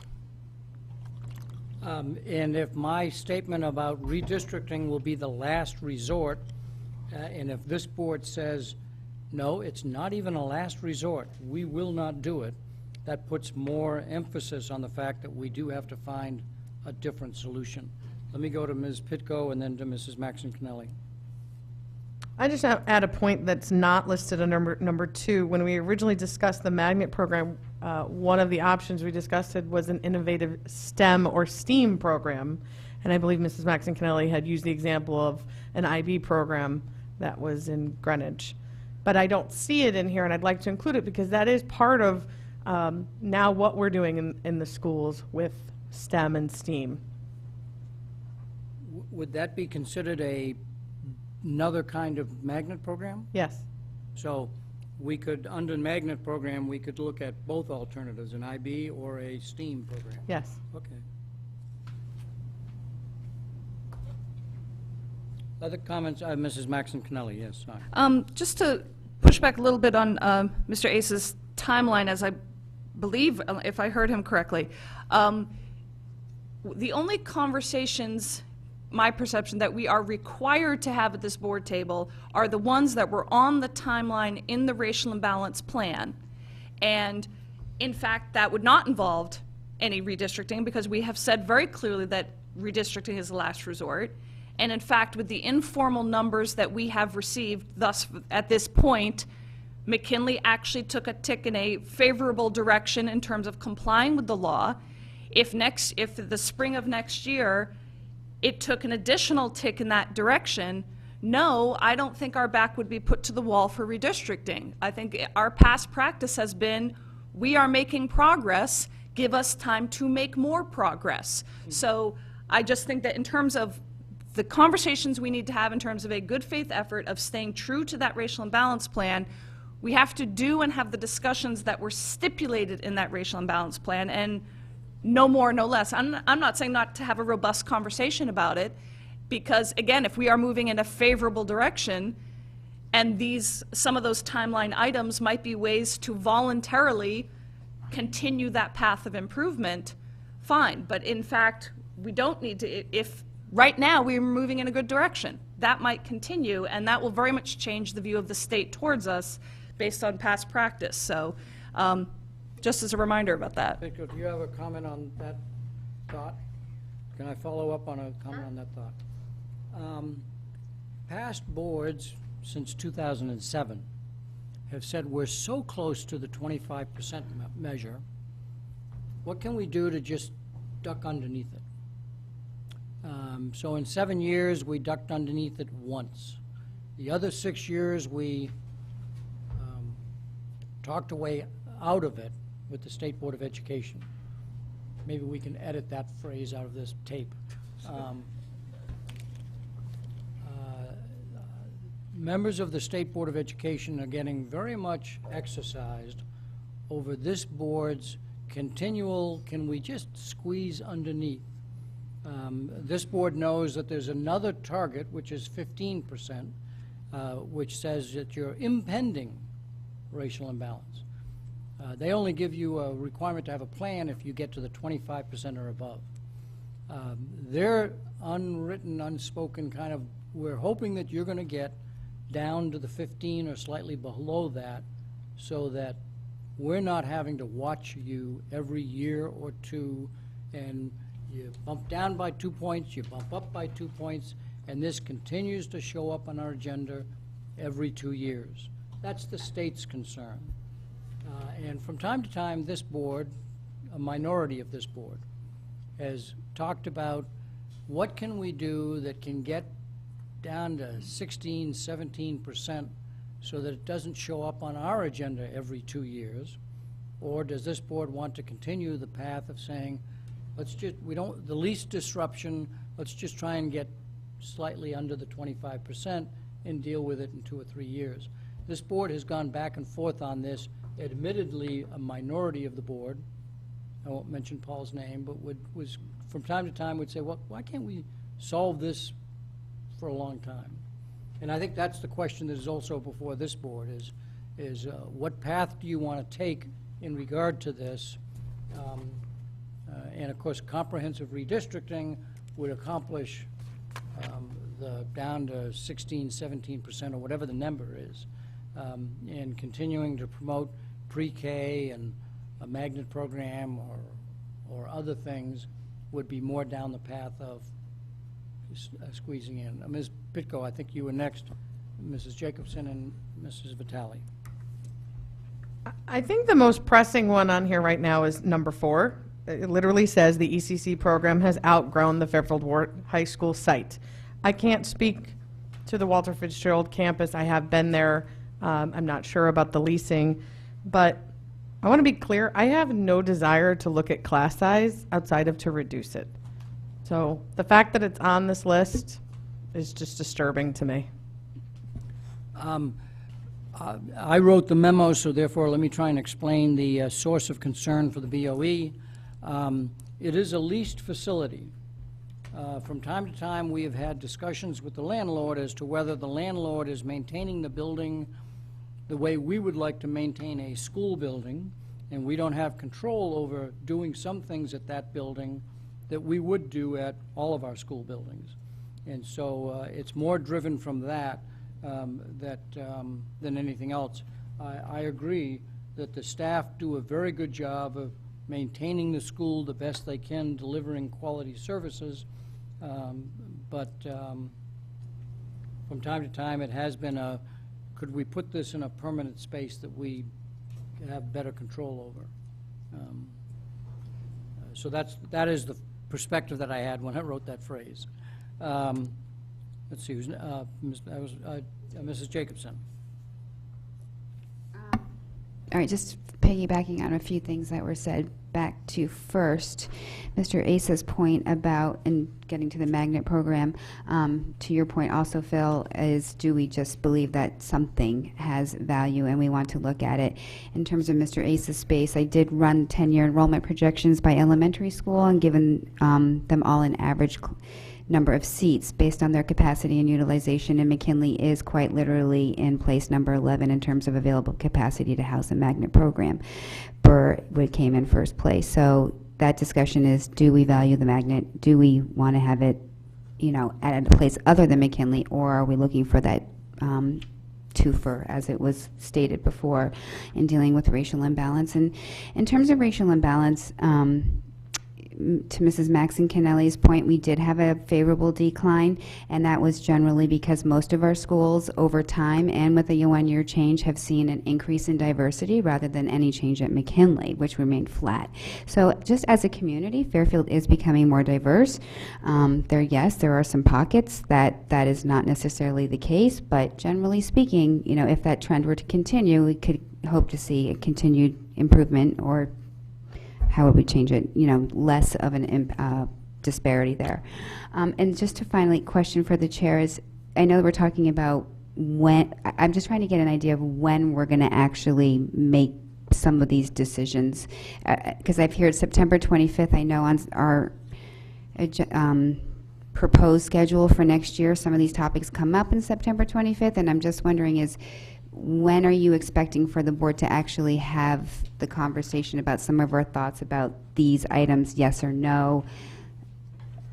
Are we going to do them all together or separately? So I just have a kind of a logistical question on that. When I looked at the dates, that were, in my mind, those were not decision dates. Like we're going to take a vote on it. That was, when will staff be ready to talk about it in enough detail so that the board can wrap their arms around it. And the board might have questions that go beyond what the staff were prepared for, and therefore as a board, we could say, okay, we're going to continue to explore this. Let's send this item to the policy committee because it's class school guidelines, class size guidelines. Or let's send this issue to the finance committee because it's the ECC relocation and that's facility and whatnot. Or no, let's add this to the agenda of a full board meeting to talk about it among all of us. And so these were dates that I thought were getting us enough information to then be able to decide, move it forward or not, and in what fashion. So I was thinking of it more a process starting point than a ending point. Dr. Jones, did you have any comments regarding that? Just that one item? I have About, several. about the dates and what you would be ready for. Yeah, I mean, one of the things I had written down in here, I have a couple comments on several things, but the calendar that was presented, I didn't feel like was received from the board, that's what the board wanted to do. So I'm not looking at it from having a presentation in September or October from just staff if that calendar was not well received, because that's one of the items that we have on here where we talked about like those business meetings or whatever you wanted to call them. If that is not the direction we're going, and that was my understanding, then we need to reset all of those dates, because if all of the work is going to fall on staff or consultants, I need to go back in and look at the entire calendar. So I wanted to clarify that, because that's what I took away from the last meeting, and that you were going to actually email the chair with some ideas, and we didn't reset the calendar because I don't think we got any new ideas. And correct me if I'm wrong, maybe we did, but on how to reset the calendar. But we don't have a new calendar for next year. That looks different, where we don't have those working groups to help. So just I added the dates of what were on the last calendar, but I am counting on people today, and there has been some communication from people, and that communication was, well, we'll bring those ideas to the table. And so if those who had those thoughts as to, if not these dates, what dates, and what has to get accomplished by the board and the staff to be ready for whatever that date is, speak now or speak later. Mrs. Vitale. Oh, wait a second. Well, yeah, I'm just following up. So if you don't think that September 25th is feasible do you have an idea of when you? I really, to me, and I'm going to be very honest, I feel like we're having the same discussion for the fourth time as a board that we've had since last October, before this new board even started. And we keep talking about we need to plan going forward, but we're not actually making the decision about how we're going to do that. And so what I presented at the last board meeting was just a different plan or a way to do that. And I'm going to use this as an example. With the Finance Committee, when they wanted to look at going paperless, we were able to have, Meg involved when they were there. We were able to bring that same consultant. They were able to weigh in. So at tonight's meeting, they were able to have a voice and be well informed. It wasn't all on staff just saying we want to go paperless. And that mentality seemed to be the way the board was thinking they wanted to go. So when I presented that really was about having, 3 members or so being able to make sure we're working together with staff. And if that's not the direction we're going, that's what I heard at the last meeting, I need to go back in and kind of look at the calendar and what is manageable just for staff, if it's really a staff presentation. But you want me to go ahead and make a couple other comments that may feed into that, or? Yes, please do. Okay, because, and here's another question, that I had. When we talk about the presentation in September or October for K1, 2, 3, 4, 5, I think the question that I have for the board, are you proposing district-wide K2, 3, 5? Because staff have never presented that. Malone and McBroom didn't present that. They talked about a McKinley and Jennings combination, which was very unique because they were asked for structural change, efficiency, and also for racial imbalance. But if the board is asking us to explore that, I need the board to say that, because that has never been a recommendation. And quite frankly, and we talked about it at the Finance Committee, I think that would be a long haul in this community to go K2, 3, 5. Doesn't mean we can't explore it. It's a difficult discussion. But we also are going to need about $20,000, $25,000 to explore that, if we're going to do it right and bring you good information, because somebody has to look at all of the enrollment across the district. How can you pair schools? What do the projections say? And that's a very different question than the McKinley and Jennings K2, 3, 5. You had a series of things you wanted to say? Yeah, I have a couple more. When we talk about the redistricting, the board, again, and it's the prior board, but in our racial imbalance, and maybe we need to send that out again, we did commit to talk about redistricting. And I think that is in there. That's the last item. I'm going to have to stand in front of the state board and be able to say that we had the discussion. I don't think they're asking for what addresses or neighborhoods. It's basically looking at, okay, we've talked about K1, 2, 3, 4, 5 for getting, McKinley Jennings to solve it. No, that's not the direction we want to go, or maybe it is. But if it's not, we're kind of going through that series of steps and able to say to the state board, we're going to be thinking about doing the big clockwork, which goes back to what we talked about in 2016, or no, we don't want whole district upheaval, we want to look at more pockets. That's really the discussion I think that we have to get to by the end of 2019 for us to stand in front of the state board and say we've done exactly what they intended for us to do. And I do think we're in a little bit different place than we were the previous decade, because they are frustrated with us. And they do have one line, and I've said this to some of you, that was put in the budget in the fall, where it talks about construction funding and racial imbalance. That has never been in there before. So at some point, are they going to come back and say, we're not going to reimburse this town for all of these construction projects that we have going if we're not complying? I think they've looked for a mechanism for years because they know they don't really have the authority to necessarily make us comply. So I think that is a concern. On the Walter Fitzgerald, I think it's just making sure, just to reiterate what Mr. Dwyer was saying, that building, we don't have the capacity, well, I should say we haven't had the will, I think, to invest in a building that we don't own. And the board may decide differently. Maybe that's something that we're going to have a long-term lease and we're going to invest in property we don't own. And that is part of that discussion. But right now, we're not investing in it, and those students do not have an equitable facility to our other students in the district, and it is a concern going forward. And then on the magnet, I'll just that was one of the last, is that the magnet idea was out of the racial imbalance. It was doing a survey. We didn't do a high-level scientific survey. It was just, is there even any interest? Quite frankly, I was surprised that I think it's like 70-odd% said they'd be interested in a steam magnet. I thought it would be, we have no interest, because that was one of the answers. I just thought overwhelmingly most people would say they just didn't have an interest at all. We know if we're going to go in that direction, we need community input, we need a lot of work has to be done. But if we're not doing it for racial imbalance, are we just doing it for educational quality because we think it would be great for Fairfield to have a magnet? Again, that's a different question than what we started out with last fall. So if we're going to go in that direction, I think for the staff, we need to know that the board is actually wanting just to explore a magnet just because we think it has great educational quality. Now, I think my order was I had Mrs. Maxon Kennelly, Mrs. Vitale, and Ms. Leeper were in that order. I just wanted to piggyback on something. Well, wait, I have to ask permission. Wait a second. Jessica Gerber. Did somebody else raise their hand? I had You did. Okay.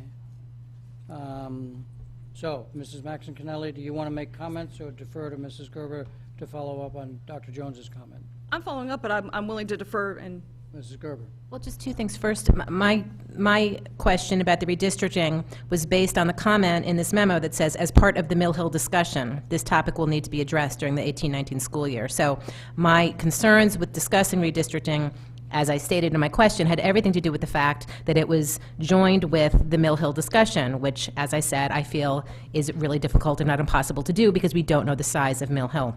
As far as the magnet program goes, one of the reasons why I ask questions and others have asked questions about it is because it has been specifically referenced in terms of the Jennings-McKinley K235 program. It was mentioned to the Jennings community that this was an idea, that the program could pay for itself or come close to paying for itself through the grade reconfiguration. So that's why I had questions, and it's right here in this memo. So I just wanted to clarify those questions that I had. Yeah, just to clarify, the redistricting as part of the Mill Hill, again, I wrote the memo. For those of you who have shown up at the Board of Selectmen and Board of Finance to advocate for Mill Hill, as much as we say we're not going to talk about that until after you decide about the size, they want to talk about it now. And so this just is a reminder to us that no matter what we say, they will want us to talk about it.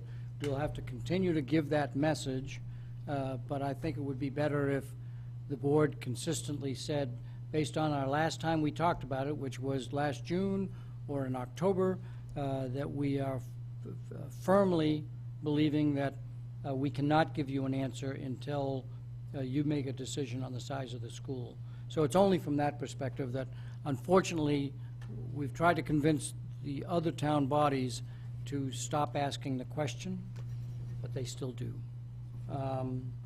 Mrs. Maxon Kennelly, I think you were next. 2 points. First of all, to follow up on the redistricting discussion, it is, of course, I do think a significant difference to your point, Mr. Dwyer, where I think we should simply keep reiterating we're not going to have that discussion. But I am sensitive to Dr. Jones' point, which was, quite separate.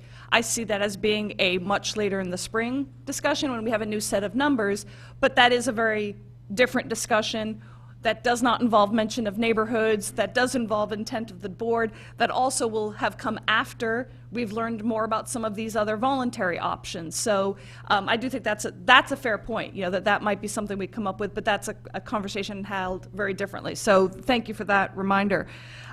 Regarding the idea of this board asking for the K235 reconfiguration, I would be willing, speaking solely for myself, to say, okay, let's hear about it with just 2 schools, but it's with the idea that if the educational benefits of this are that tremendous and that creative and that inspiring, then I think there's the possibility this board would have the conversation then of a consultant of, no, this is so worthwhile, we want to see this district-wide.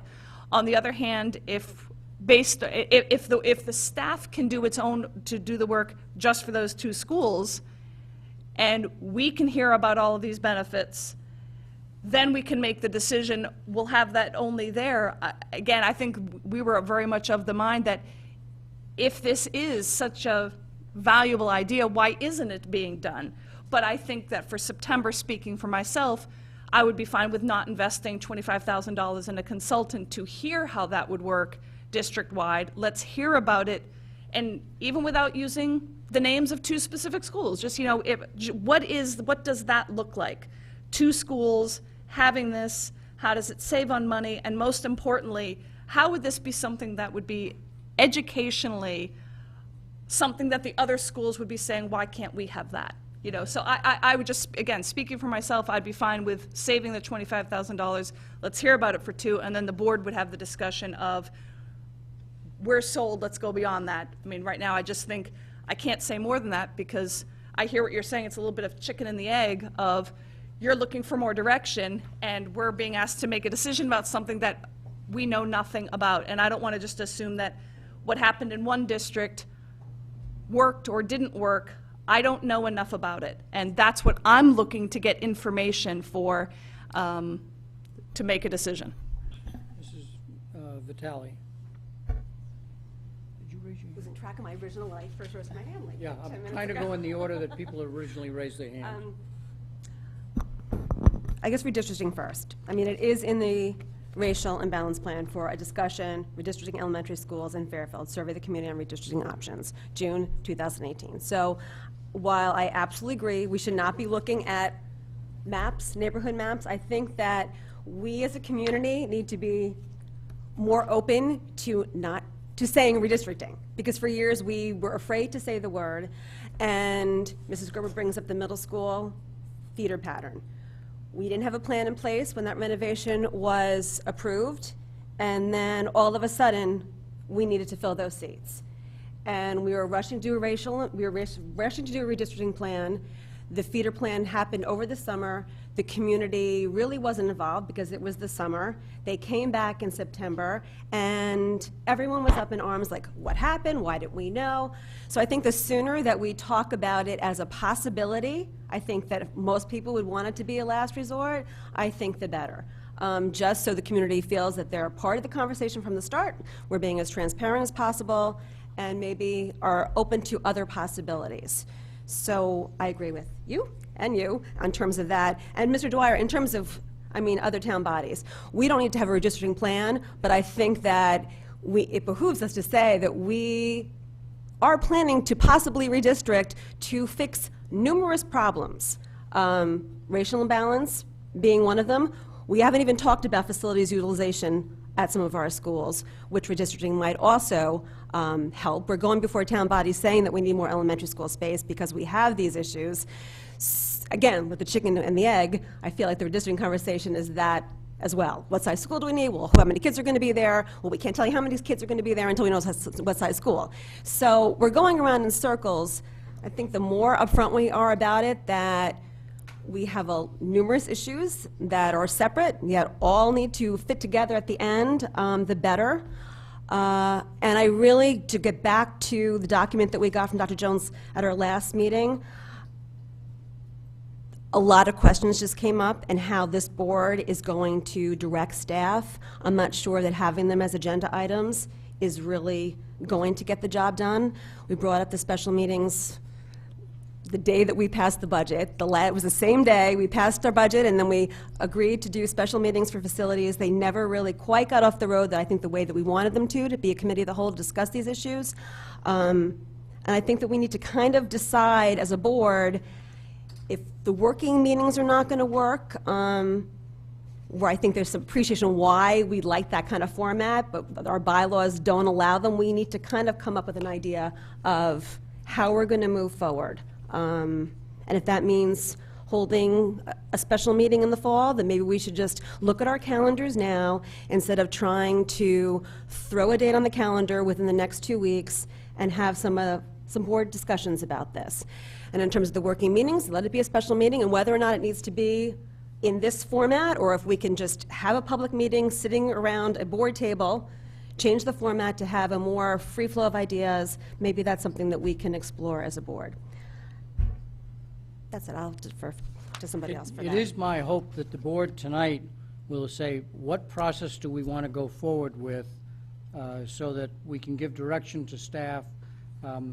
I like the idea of all 9 board members in a, I call it a special meeting because the state only recognizes 2 terms, regular meeting and special meeting.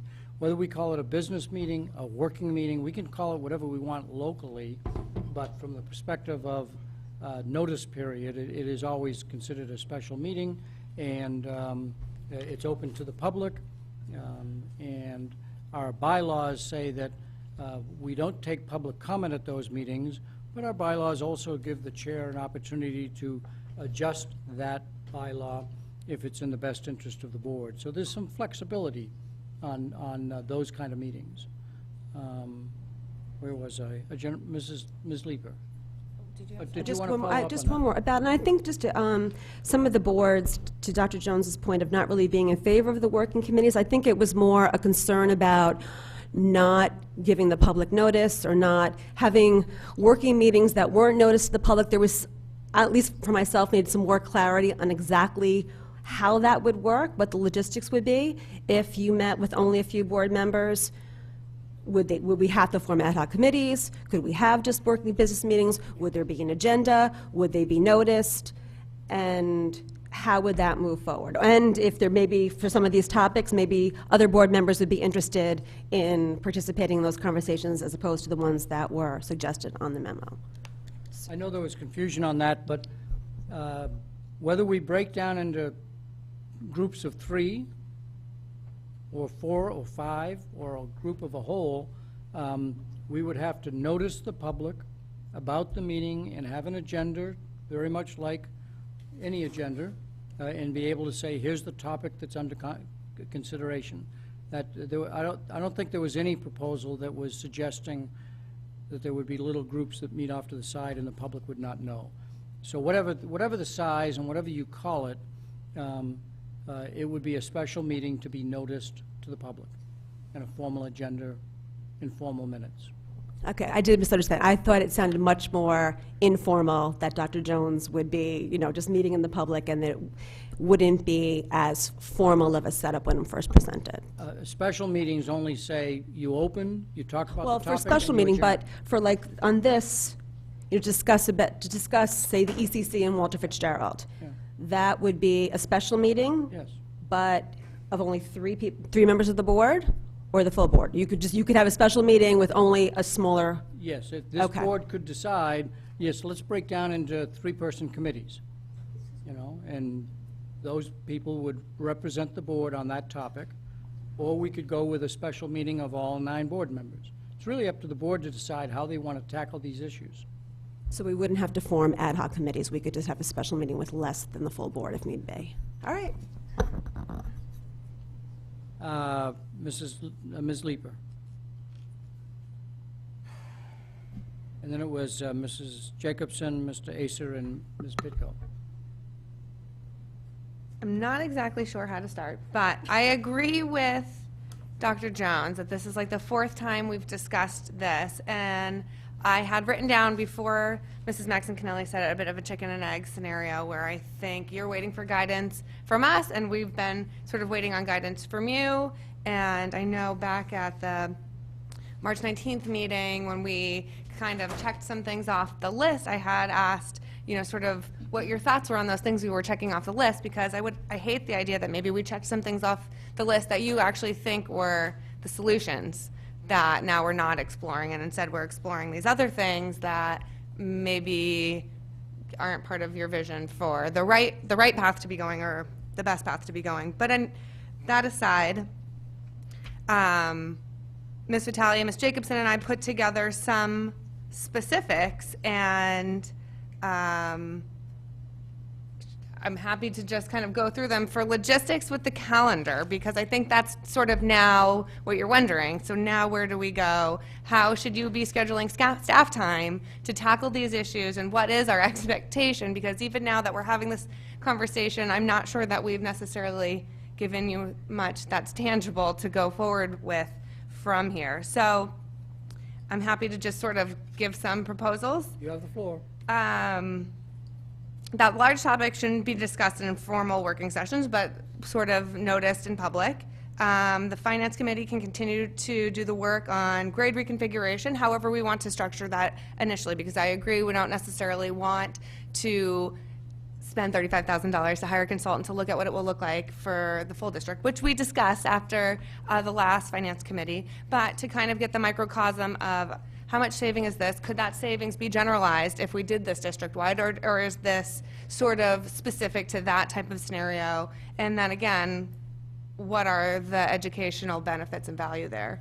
And I will also say that the Finance Committee, I feel like, is also having a bit of a chicken and an egg, where we're expected to discuss only finance topics, but also not explore topics that we don't think have educational value. So if the full board wants to provide some guidance to that as well, I, as chair, would really appreciate that, because I certainly don't want to be tackling topics that the full board thinks should be before the 9 of us. I have no, specific sort of ego about the Finance Committee doing this, that, or the other. The purpose is to benefit the board and Dr. Jones and central office, and be more efficient use of time. So if people want to sort of think about that also, I'd welcome feedback.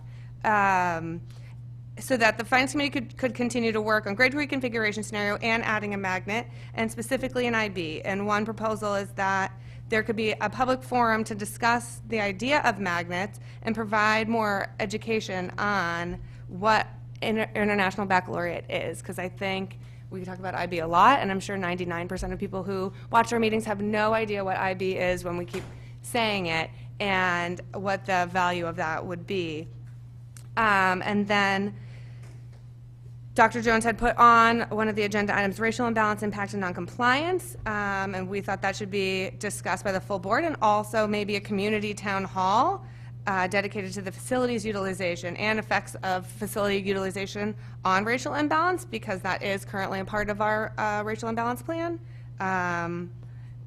The full board could discuss the ECC and Walter Fitzgerald, and we asked if we could schedule tours before that, because I know I would love a tour of both of those facilities as someone who doesn't yet have children in the schools.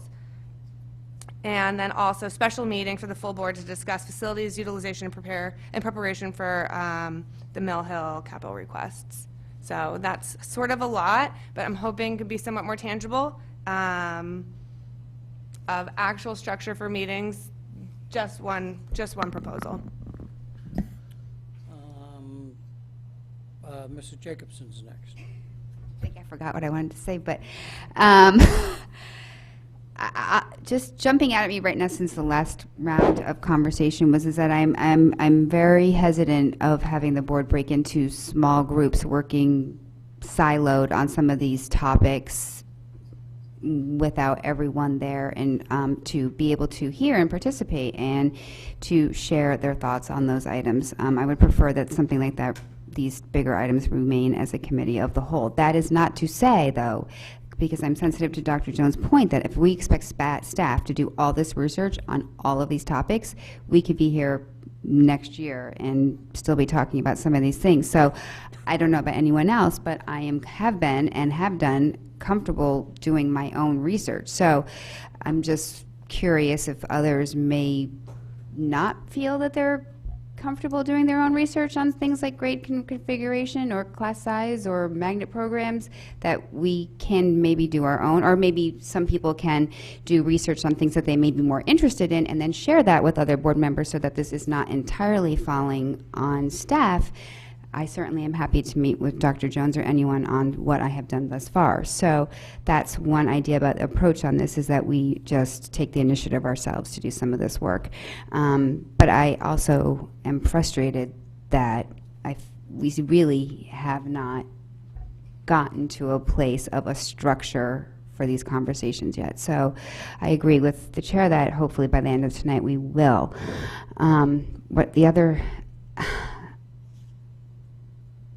What else was I going to say? I think that's it right now, but I just wanted to share that I think that we should stay at the committee of the whole, and that maybe we can do some of our own work and share that with each other going forward, but that's it for now. Can I just make one comment on Mrs. Jacobson's comment? All board members do their own research all board members play with numbers, and they come up with a conclusion based on those numbers. And every once in a while, I'll use Mrs. Munsell's name, every once in a while, Mrs. Munsell will check our math and say, well, no, you didn't quite get it right. And so anytime board members do their own research, I strongly encourage you to pass that research through the staff so that we don't have 3 board members with 3 different versions of what these numbers mean, and they're all in the same ballpark, but they're slightly different. I think once you do the math, check it with staff so that you can kind of say, yes, this matches the district's official records, so the board has a single set of facts to deal with. Mr. Asa. So a couple things. Dr. Jones, with regards to the grade reconfiguration, and I agree with you, this topic has been discussed several times, but the way I take things is slightly different, because from what I heard from board members was that they wanted more information because if this were something to explore, it should be a district-wide thing. And I'm going back months, not tonight. And that being said, I have no plan or intention at all of the state of Connecticut Board of Education telling the town of Fairfield that we need to solve racial imbalance by combining 2 schools. I don't think it's appropriate. I don't think it's right. And I think we need... I appreciate your enthusiasm, but you've been very good in listening so far. I'd encourage Don't get you me to in continue trouble. to do that.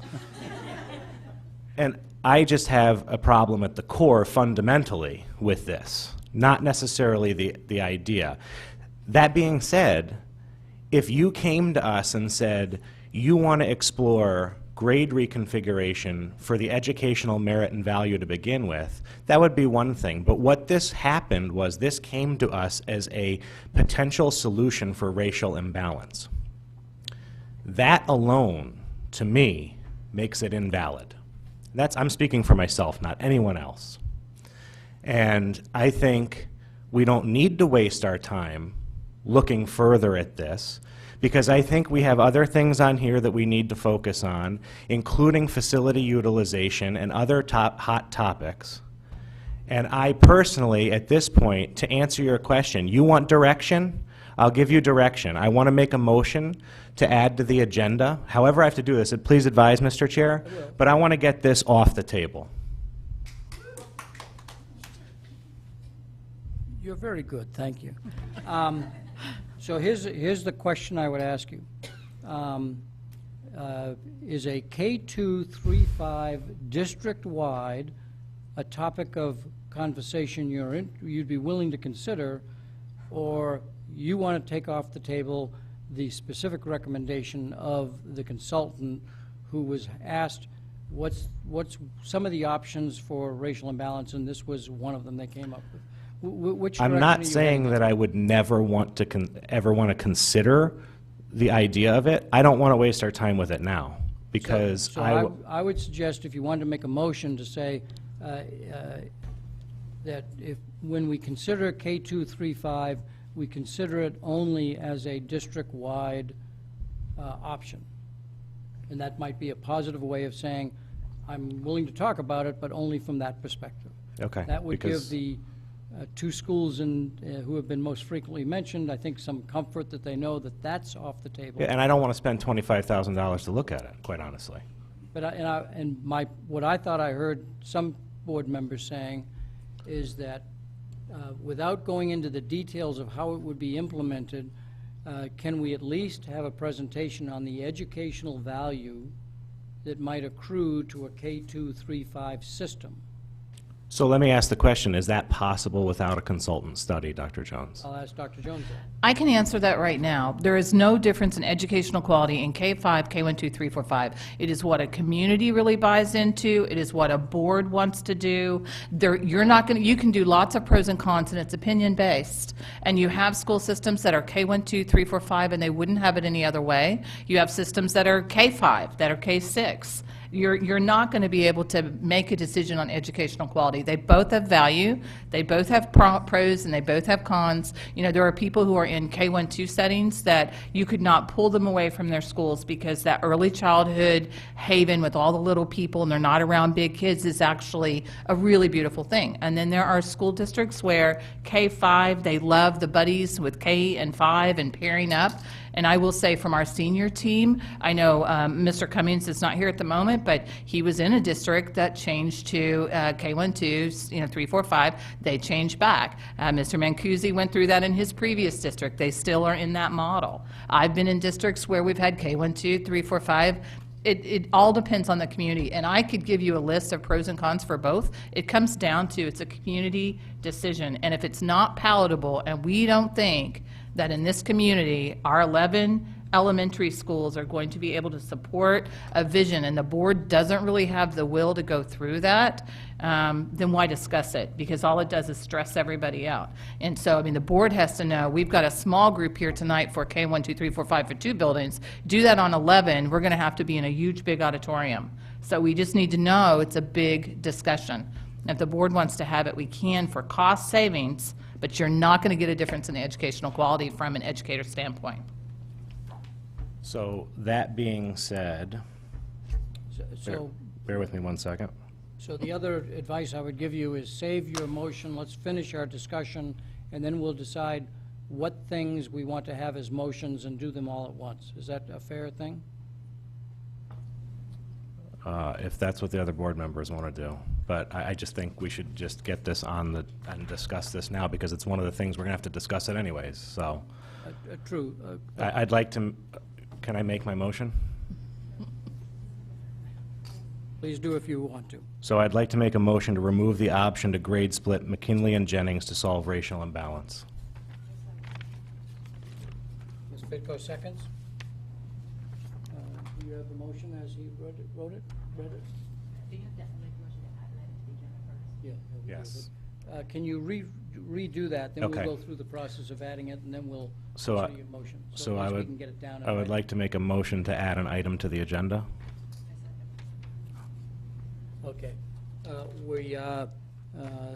The motion to add an item to the agenda considering K235 grade reconfiguration is on the agenda. Ms. Pitko seconds it. Any discussion on that? It requires 6 votes. All in favor, please raise your hand.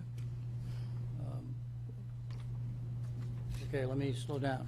Do you understand the motion as it's in front of you? This is to add an item to the agenda.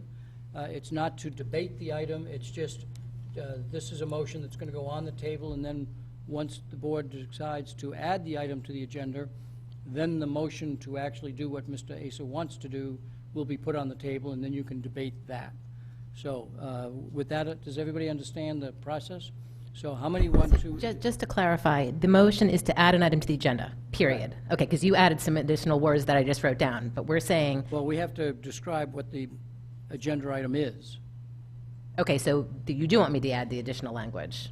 To add the K235 grade configuration to the agenda as an action item. You know, you can't just say, let's add something to the agenda without just saying what it is that you're adding.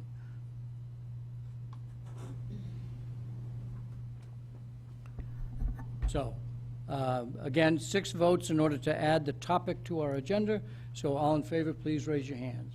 Ms. Pitko? Ms. Jacobson? Mr. Asa?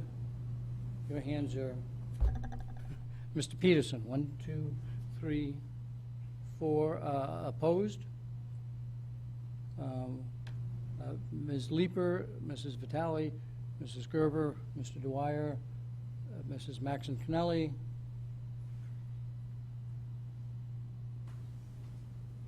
It fails. Okay? 4-5. 4-5. So, thank you, Mr. Asa. Thank you. We're at Ms. Pitko. Did you want to follow up with that? Or, okay, it's up to you. Ms. Pitko, Mrs. Gerber, did you have your hand up as well? Wow, I don't even know where to start. Okay, I'm going to reiterate what I've been saying for well over a year. When the racial imbalance plan was presented to us, my understanding was that we were to look at a possible magnet program, redistricting, to solve the issue. We hired the consultants came in, gave us 6 proposals, and one of them was grade configuration. I vetted the questions to McClellan McBroom, and I said at that meeting, I didn't like any of the 6. I've never changed the way I felt about that. I understand there's some misunderstanding about how maybe the board felt and looking at some of these. I'm not ready to make a motion. I'm sure other people have conversation they want to have, but I just want to make it clear how I feel about this. On the previous board that I was on, because I've been here for 3 years, we did have a redistricting ad hoc committee, and we said we wanted to stay in our neighborhood schools. I don't know if you guys heard that. I just want to reiterate that. Ms. Pitko is right. This board has consistently said we really don't want to go down the path of redistricting. As the facility utilization issues became bigger and bigger,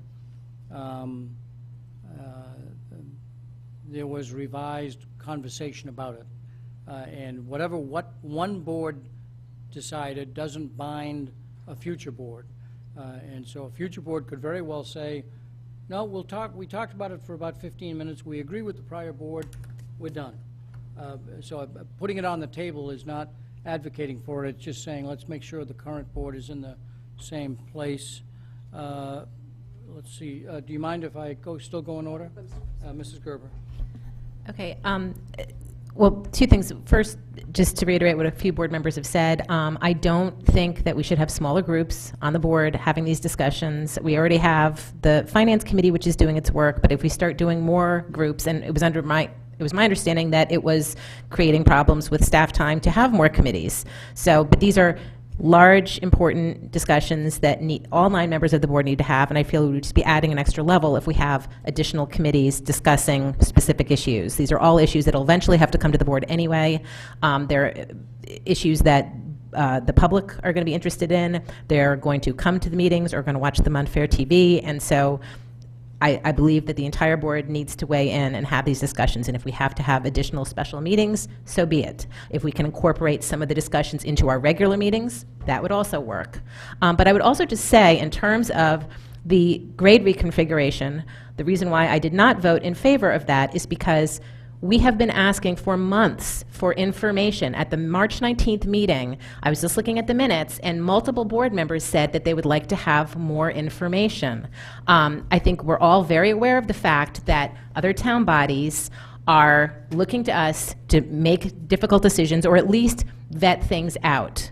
So just because we haven't received the information on a K235 Jennings-McKinley program does not mean that we should just not support it. I personally, and I have told people this, and I will continue to say this, I do not like to have any 1 or 2 schools singled out. However, I want us to be able to say to the other town bodies and anyone who asks that we did our due diligence, that we asked for information, we received it, we discussed it, and then we moved on. So I would sincerely hope that we can get this information that we have requested and that we can have a discussion, and since we've had so many discussions already, hopefully it will be fairly brief, or maybe we'll read the information and say we don't even need to have a discussion, let's move it off.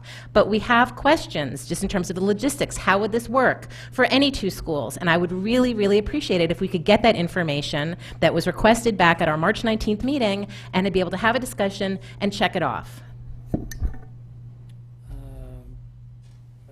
Mrs. Maxon Cannelli.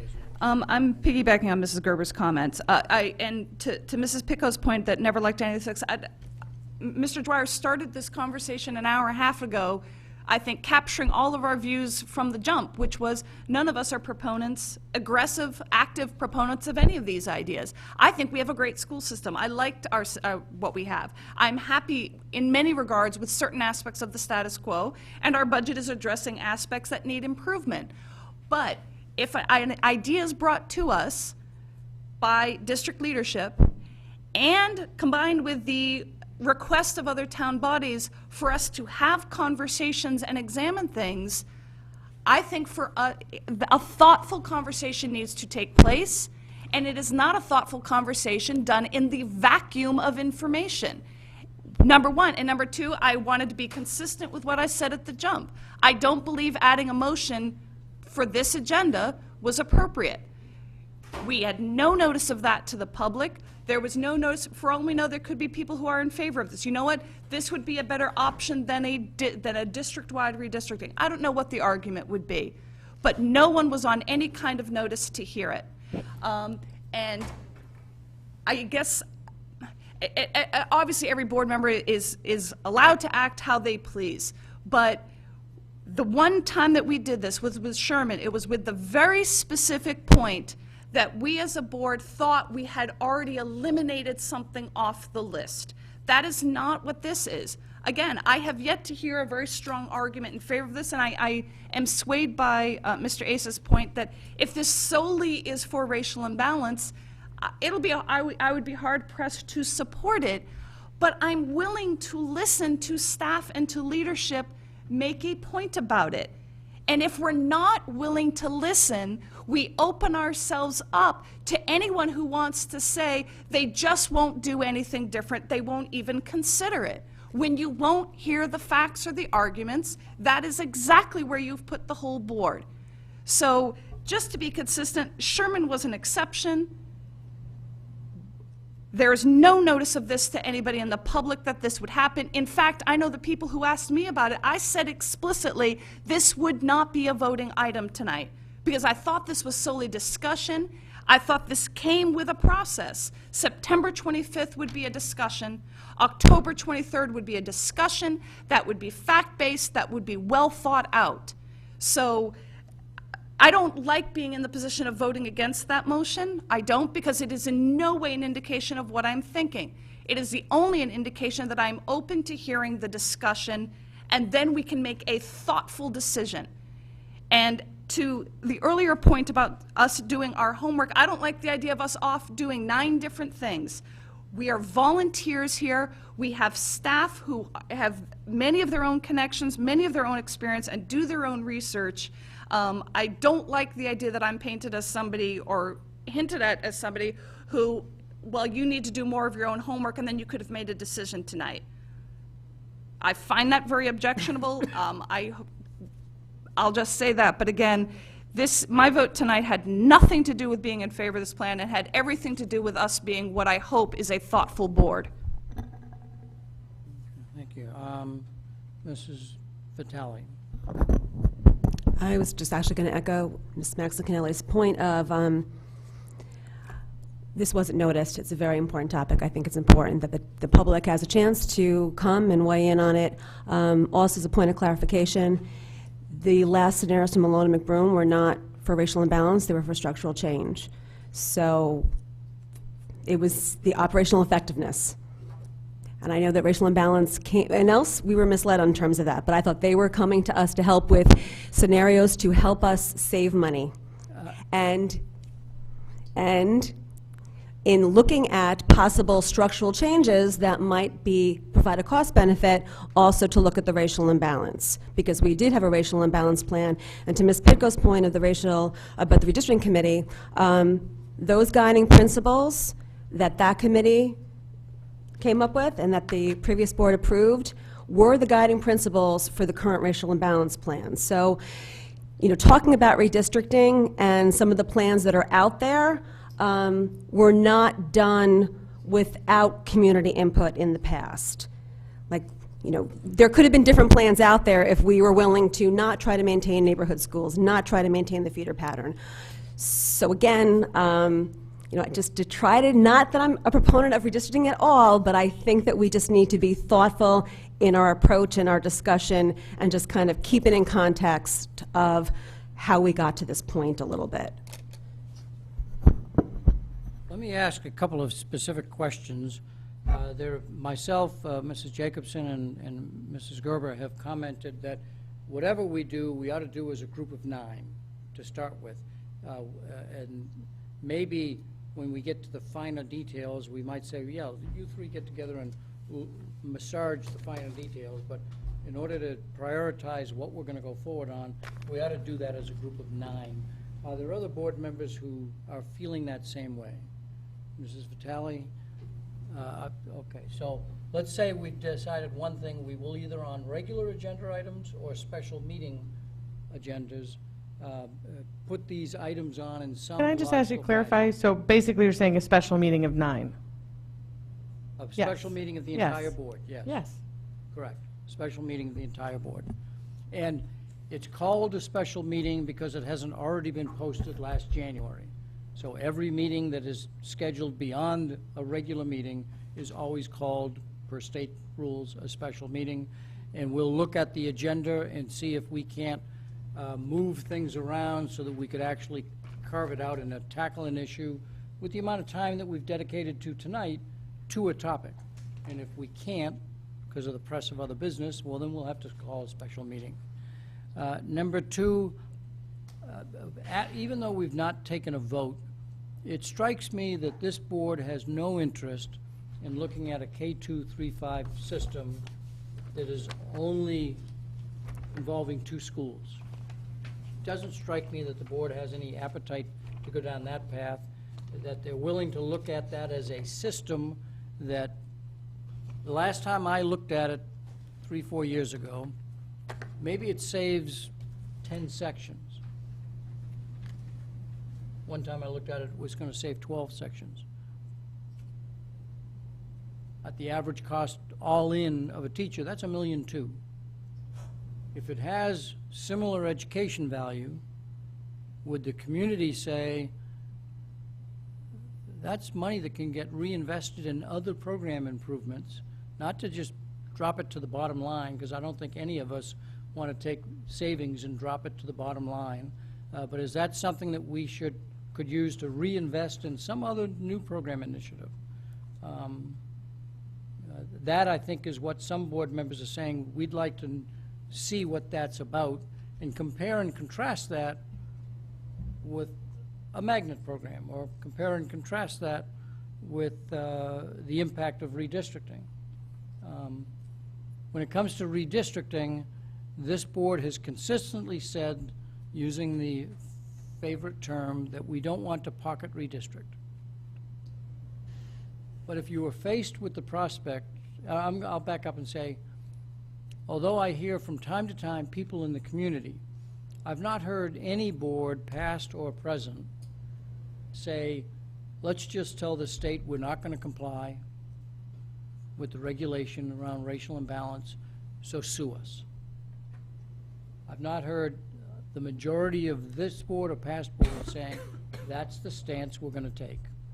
So if I'm misreading this board, and you say, no, I don't want to look at any items, let's just make them take us to court, well, that's a whole different conversation. But at the moment, I'm presuming that this board wants to find some way to comply.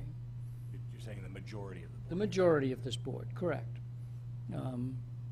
And so give me a hint somehow, hit me up the side of the head with a 2x4 and say there are 4 other people other than one board member who might be willing to go down that path. And so therefore, if all of these ideas you just don't like, as Dr. Jones mentioned, there's educational value in any system you want. What's the community comfortable with and what do they want to pursue? And if K-2-3-5 saves us money, we get the same educational value, and we build less classrooms over the long term, let's look at it. But if you say, no, that's too much of a change for this community, we're not going to look at that. And we don't want to look at comprehensive redistricting, moving what that clockwork thing was, about 80 students just clockwise around, that rebalances from a facility utilization point of view our facilities. Well, pretty soon when you start saying no to things, then you're left with the option that these boards have generally said is, how do we squeeze in underneath the 25%? And then you're talking about, quote, pocket redistricting to move enough students to get the state, again, if we could eliminate it from the tape, get the state off our back on that issue. It does not strike me that the board has the desire to do anything further with class size guidelines.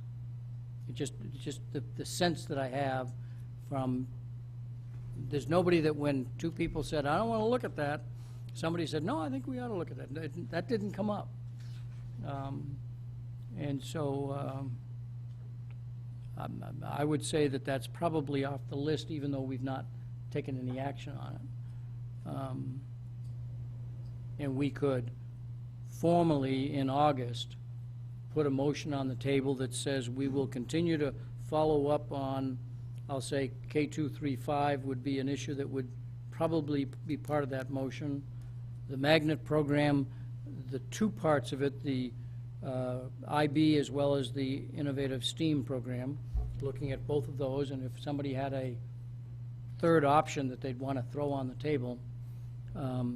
Redistricting would have to stay on there simply because we agreed that we, as part of the state plan, that it's the option of last resort, and if we don't find success someplace else with the other configurations, I think the ECC and Walter Fitzgerald has to stay on in 6. And so I would think there could be a motion in August that says we'll continue to follow up on these 5 items. Here's the timetable we're going to do it in special meetings of all 9 of us, and then be able to come to some conclusion with some initial facts that allow us to decide, yeah, this is worth exploring further, and what kind of real detail facts do we need. That's what I think I'm hearing, but I'm not sure. Ms. Pitko, Mrs. Gerber, Mr. Acer, and Ms. Jacobson. I don't have my hand up. Huh? Oh. Whose hand? Okay. What order did I thought I saw you put your hand up. Mrs. Gerber. Well, I guess my question is regarding the K235. Because on the one hand, you were saying it seems like nobody on the board has any interest to go with just 2 schools. That's the sense I'm getting. Right, So- but then you're still leaving it on as a discussion item. I'm just trying to figure out what, so will we be getting information from staff to definitively be able to allow us to say, no, this definitely is not something we want to do? I'm just,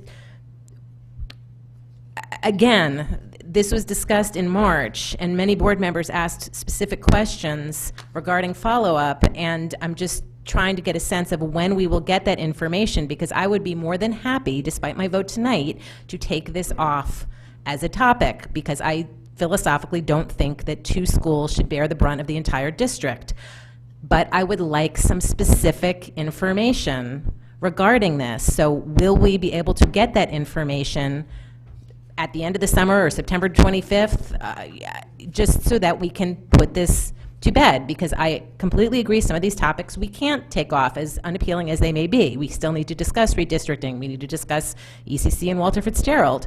But if no one on this board has any desire to take 2 schools and change the way that they are made up, it would just be nice if we could have a specific discussion with specific information provided by staff to allow us to cross this off the list. So my suggestion is that it stay on the list as a system-wide change and would be in the motion accordingly, therefore saying we are not going to consider it for just 2 schools. But I would ask this board to say, sorry to use this phrase, don't confuse me with the facts. This community is not ready to make that kind of a dramatic change in its elementary school configuration. And if that's what your sense of the body was, we'd prepare a motion that said this isn't even on in the motion. We're just not going to give it further consideration because we don't think that it's worth the staff time or board time debating something that we're just not there yet. So I think it is off the table as a 2-school idea. I'm only saying it's on the table for the whole system unless I hear differently from board members. Wait a second. Can I stay in order? Mrs. Jacobson? And then Jeff Peterson. First of all, I just wanted to say that the way that I voted on that was because I've asked for this to be on the agenda for months now, and I'm just kind of over the issue of it lingering out there without us ever getting to the actual conversation, so I would have been happy to take it off today.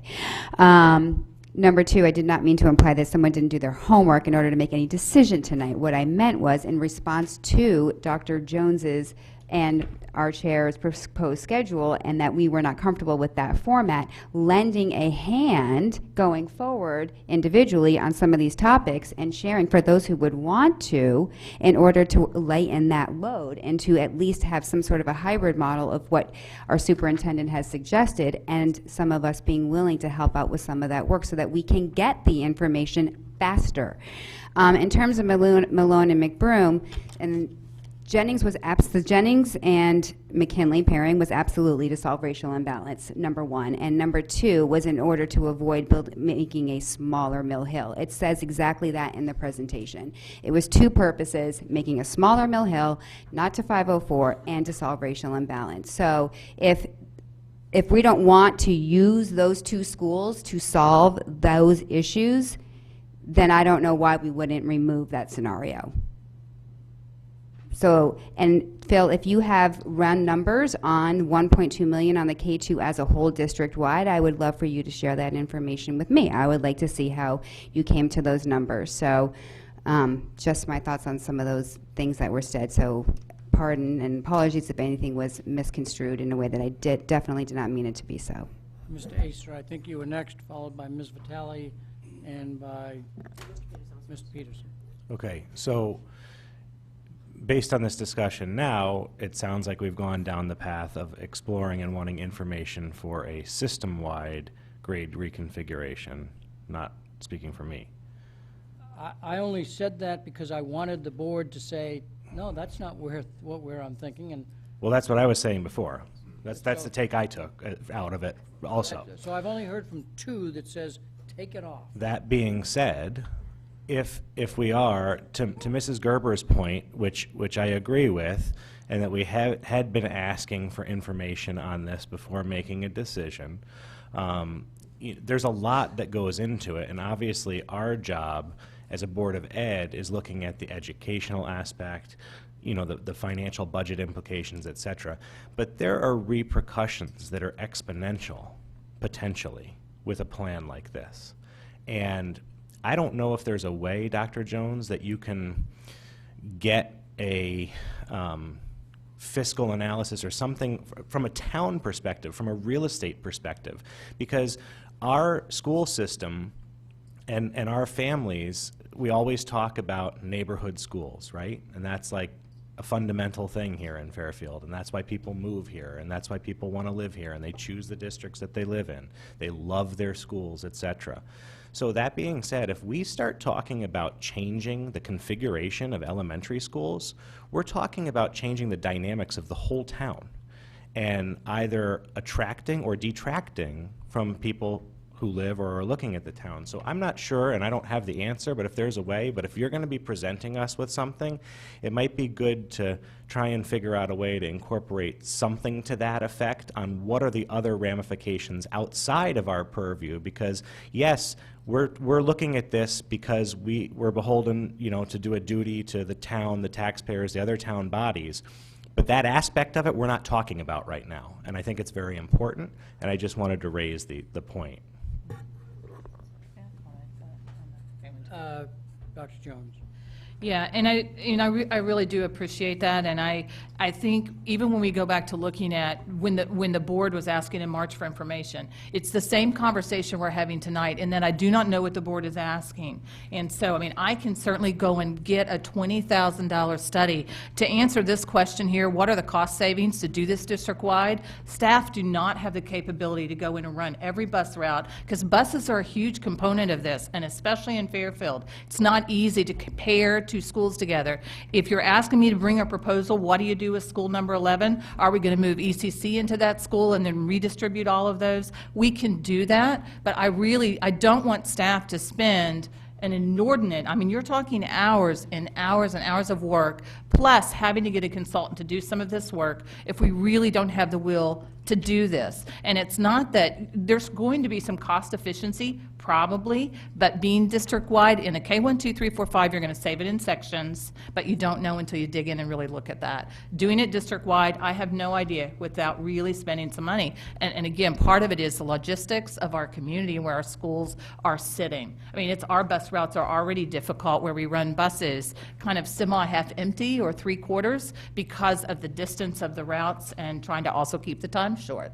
So I think for me, that's, again, what I'm really asking for from the board. Are we looking at district-wide K1, 2, 3, 4, 5? Because that was not Malone and McBroom. It's never been recommended by staff. I am more than happy to do that work, but I need to know to do it because I have July and August to get some people engaged to really help us bring good hard numbers. The staff can't do it. So just to follow up on that, if we were, let's say hypothetically, still talking about this plan with just 2 schools, which really is only to solve racial imbalance and no other reason, what would you say you could bring the board to present? And is there anything you could bring the board to present in September, just so the board knows? Yeah, we can look at it for a K1, 2, 3, 4, 5, McKinley and Jennings, because they've already done that work with Malone and McBroom to be able to say, does it work even logistically for the number of students based on existing population we had last fall? Could we look at what that would mean for 2 schools to combine bus routes?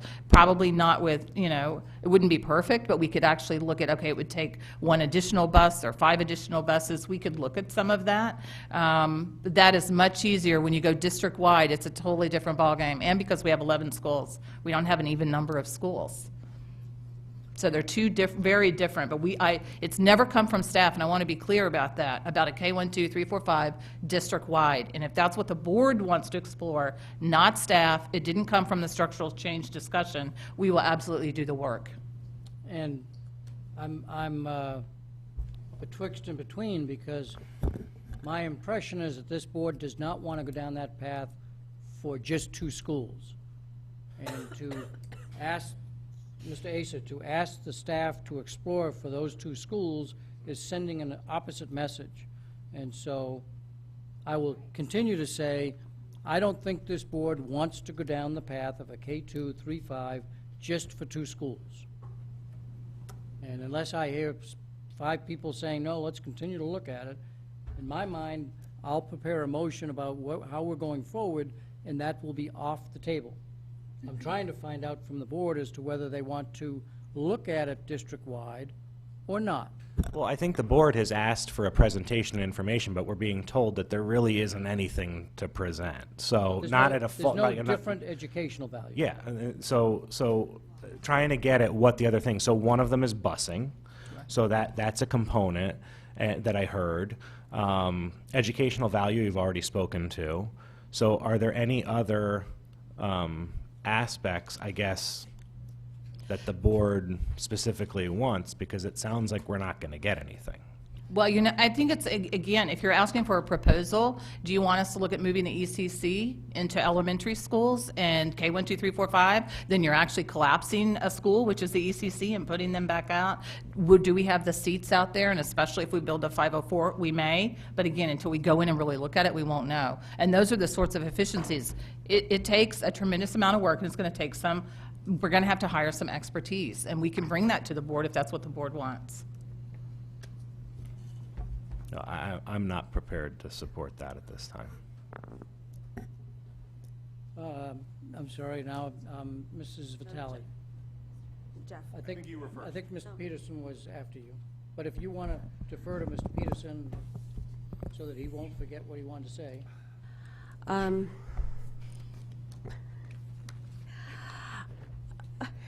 I really just want to go back to before the word structural change was even uttered, because I feel like this entire discussion is trying to find structural change that the Board of Education really was not looking for until the Board of Finance asked for it.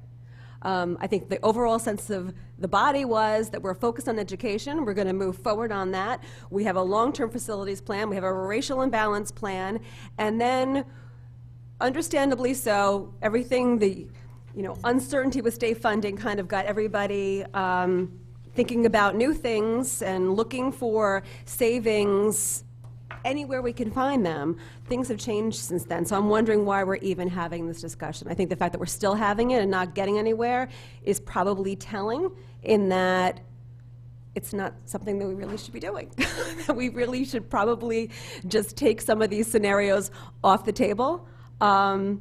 The grade reconfiguration, I don't think that anyone, I agree, I don't think anybody wants to single out 2 schools. I think the only reason why we keep on mentioning 2 schools is that it would be easier and more cost-effective for staff to come up with some sort of number so we can make the decision. That said, you know, if things turn around at the state level and we get a bill for $9 million in teacher pension things, the discussion may change all over again, which is why I have been supportive of having these discussions now, because things can turn on a dime, and there is some value in looking at other possibilities that were never palatable to this town before. But I feel like that panic has passed, and that maybe we should really take some of this stuff off the table, and just get back to focusing staff time on educating our kids. Mr. Peterson.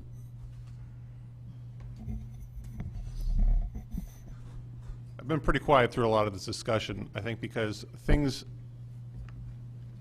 have not gone as I anticipated that they might with this particular discussion.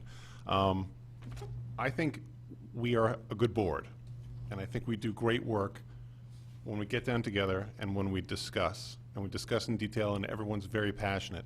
I think this particular discussion has been extremely inefficient, because all of the third rails that we've been talking about since I've been on the board and since I remember watching the board are all in this one memo.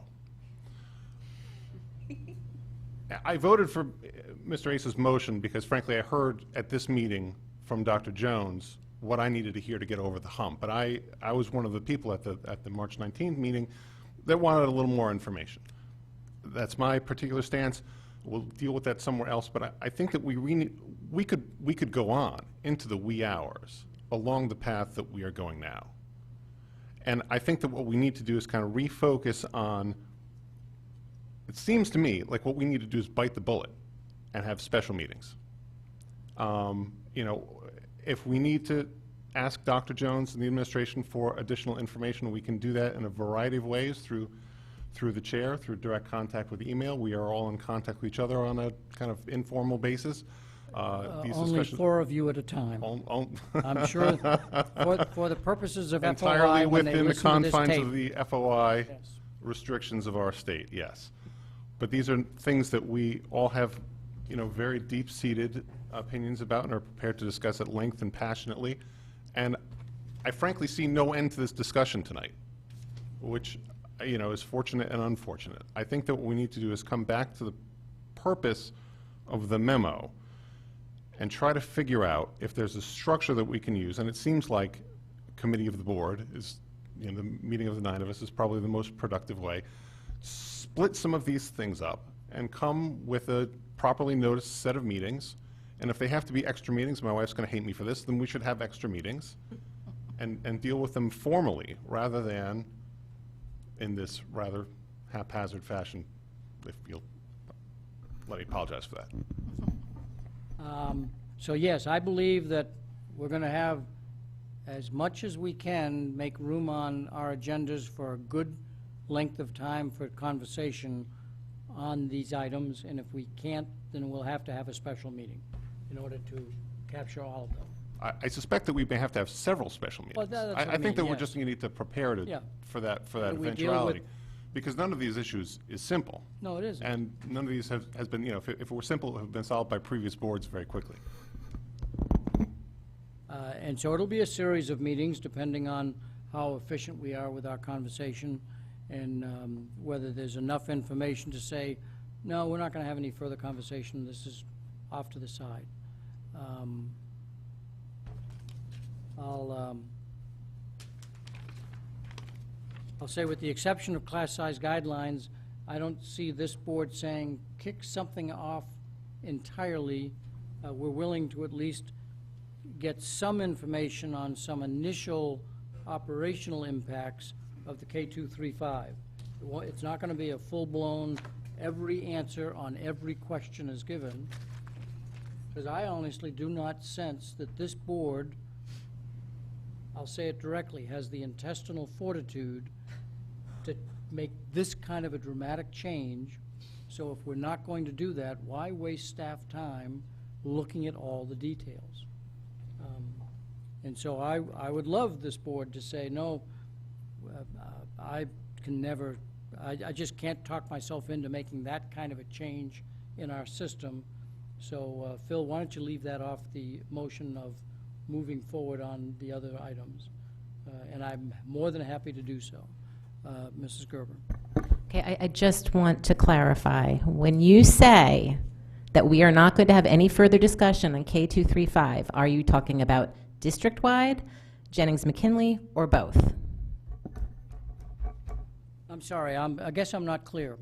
K235 is off the agenda for just Jennings and McKinley, period. It's off. If we're going to have any conversation about it, it's about district-wide. Okay, well, to follow up on that then, we've just been told by our superintendent that her staff is not going to be able to do that, and that we're going to have to hire a consultant for $25,000. If I am incorrect, please correct me, but that's my understanding, and I don't believe anyone at this table wants to invest $25,000 in a consultant. So if that is the case, if we are going to have this conversation again, and we're going to be told again that staff, because they are very overloaded with important work that they need to do, is not able to do this, and that we will have to hire a consultant, I don't think we want to have that conversation in August or September or in October. So if we can, yes, I would love to get some numbers. I would love to get some ideas, but not at the cost of $25,000. So if we cannot get that information, even a basic outline, then I think we should take it off, because I don't think anyone here has the stomach for it. Definitely not in the two schools, and if it's going to cost us that much money, then I would rather not go down that road as well. I'm waiting for concurrence. I have two. I don't think it, don't, if by you not putting it on the agenda, does it kill it? Or does it just stay lingering out there? It goes away. It kills it. So what, is it different than what my motion was? Because, no, I'm not joking, because my motion was to kill it. Here's the difference. Some of us do not like to take action on items that weren't properly noticed. Understood.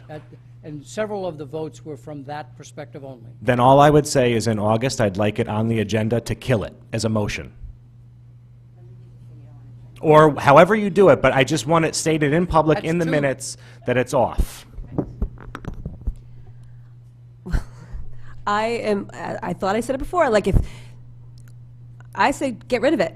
That's three. I mean, I if don't it's need gonna long- cost us $30,000 to get an answer, get rid of it. I don't need long comments, I just need to get direction from the board, that's all. I already stated it. Right, so that's four. I already said it. Five.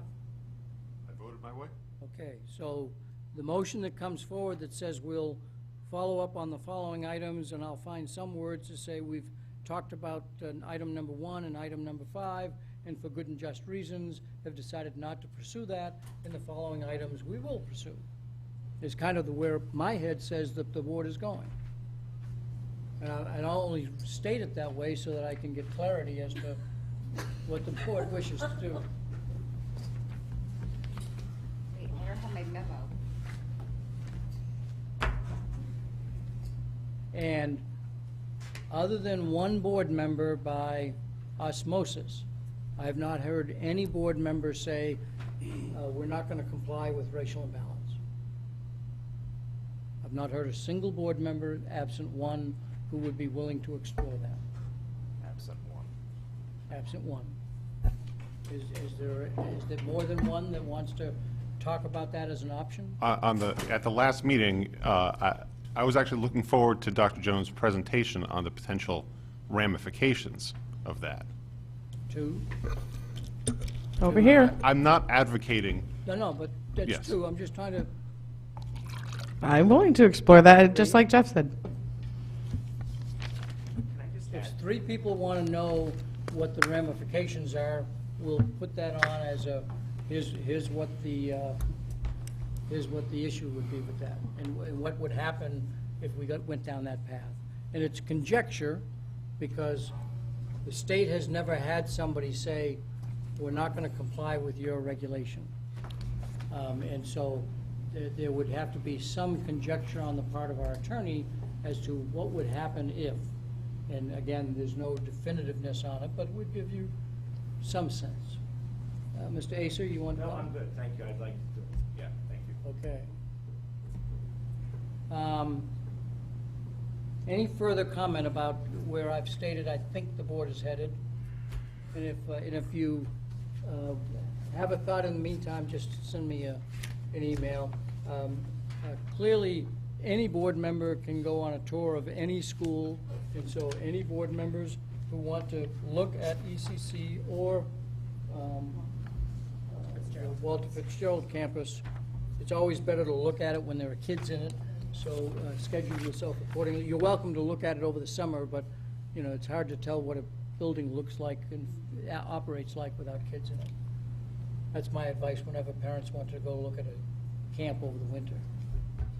Any other final comments on this topic, and then we have to move forward? Did you? No, I was just going to say, I would, when the school's year starts again, I would be interested in putting my name on that list if there's other board members interested. So we do it all at once. And we will split you up in groups of 4 or less, because if actually 5 of you went on a tour of the school, we'd have to notice that as a meeting. Any other comments that people wish to make? Okay. It's been a good, if not frustrating, conversation from time to time. Perhaps those who have stuck it out with us probably got the sense that you should not be as nervous as maybe you were walking in. Okay, so now on to item 6A, budget transfers. The recommended motion is that the Board of Education approve the line item transfers for the 2017-18 fiscal year as detailed in the financial statement for enclosure number 2. Do I have a motion? Mrs. Gerber? Mr. Acer?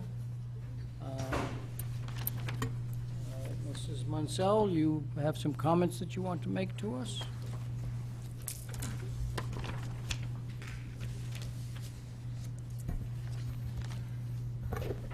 I'm going to concentrate on the budget transfers page. What we do, just so that you know how this comes together in June, what we do is do a preliminary June projection. And in that process, we had some changes in projected balances in a positive way. And you'll see those, some of those areas were in substitutes. We're always very careful that we project enough for substitutes, and there was some improvement there. We didn't, the balance was larger than what we thought. Some non-certified vacancies were unfilled, wage and benefit savings, legal fees.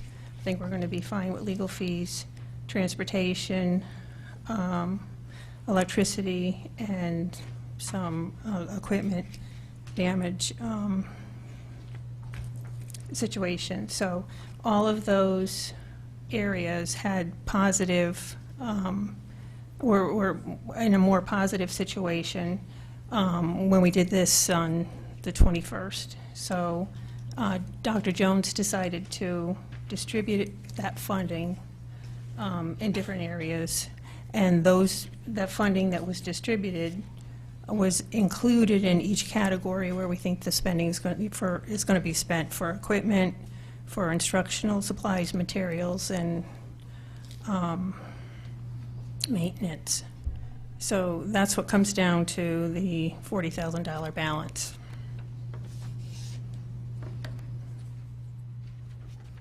So we do that this way so that we can include the numbers in the proper category, so you can do the budget transfers tonight.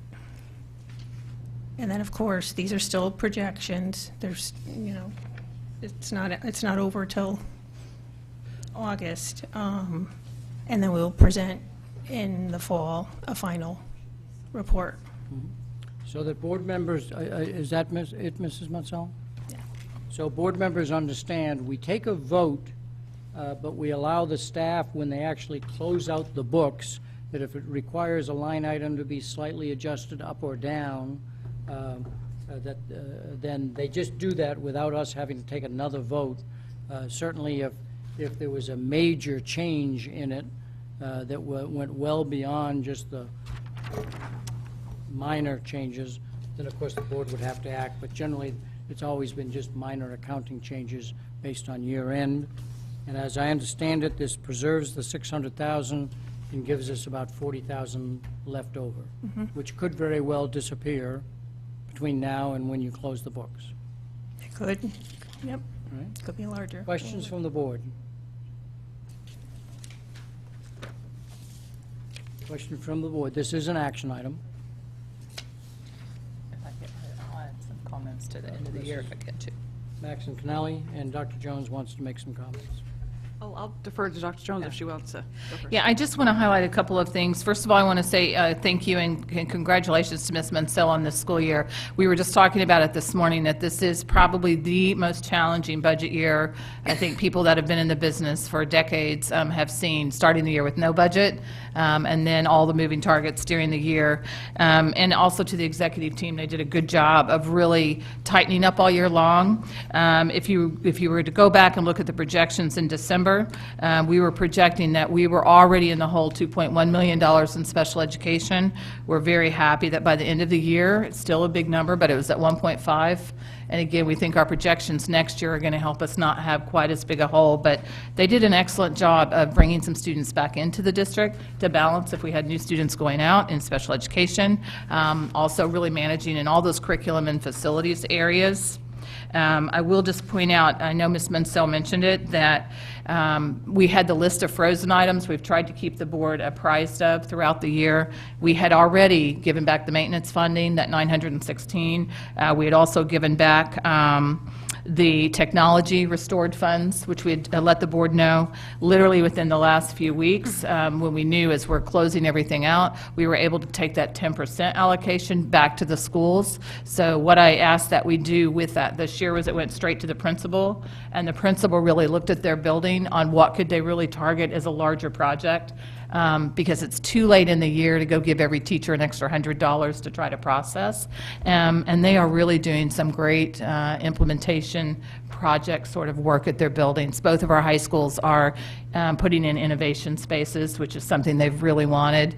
All of our middle schools are doing lots of flexible furniture and implementing some innovation kind of materials. All of our elementary schools, we were able to take and look at the inequities that were kind of out in the school with Lego robotics, or could be Spiros that they use for coding, making sure that we balanced all of our schools, and our STEAM teachers worked really hard over the last couple weeks.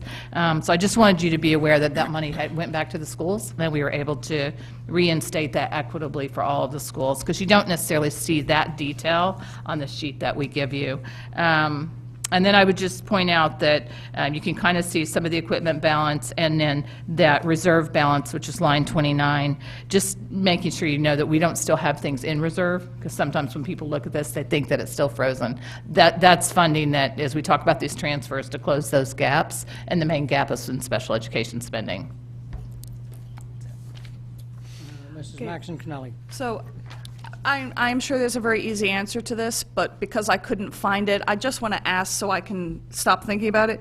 As I look on, and they don't have numbers, so I don't know how to reference them, the one that says the 2017-18 budget transfers, it's the single sheet with small type. This one? And then, I think so, yes. And then the one that says the major classifications and summary object. I don't understand why the first set of numbers, I can't find what they correspond to on the second. So that when we're talking about, I'll pick a small category, fixed charges, where we're talking about, you know, an end-of-year balance of $643,000, then when I look on fixed charges on the major classification and summary object, where is $643,000? I'm just not understanding how to look at one piece of information through the lens of the other. Okay, on the budget transfer single sheet, the projected balance in that category is 643. Right. On the financials, as of June 21st, the balance was 661 in that category, all the way over to the right. Because as of 6/21, we hadn't spent everything in that, Social Security on the salaries that haven't been paid yet, hasn't hit, and the pension retirement, there's still 401A expenses that'll come down. So that'll bring that 661, we think, down to the 643. See what I'm saying? And so if I jump straight above that where it says on the major classification and summary object page where it says the 1.22 million, Same thing. on the left, we say 531,000 over. The small sheet on the left represents what's anticipated. Correct. I guess because they were both produced June 21st, I wasn't understanding why I couldn't match the numbers up. Because the financial report, the two-page report, is actual as of that point in time. But there's a lot of activity going on in my office between June 21st and the end of June. I think payroll has to run something like 5 payrolls for teachers for each one of the payrolls that happens over the summer, and then biweekly people that aren't necessarily paid over the summer, but on a biweekly basis, and then a weekly payroll. So there's just a lot of activity that happens. So So the point, we I'm not reading it wrong. In fact, You're not these numbers reading it wrong. can't be found over here. They represent what is anticipated. Okay, that was just driving me crazy. One is projected, the other is actual as of a certain date. Other questions from board members? Seeing none, out to the public, anybody wish to comment on the budget transfers items that are before us? If so, please come forward. Seeing nobody come forward, back to the board. Ready to act on the motion that the Board of Education approve the line item transfers for the 2017-18 fiscal year as detailed in the financial statement per enclosure number 2. All in favor, please raise your hand. It is unanimous, 9-0. Thank you very much.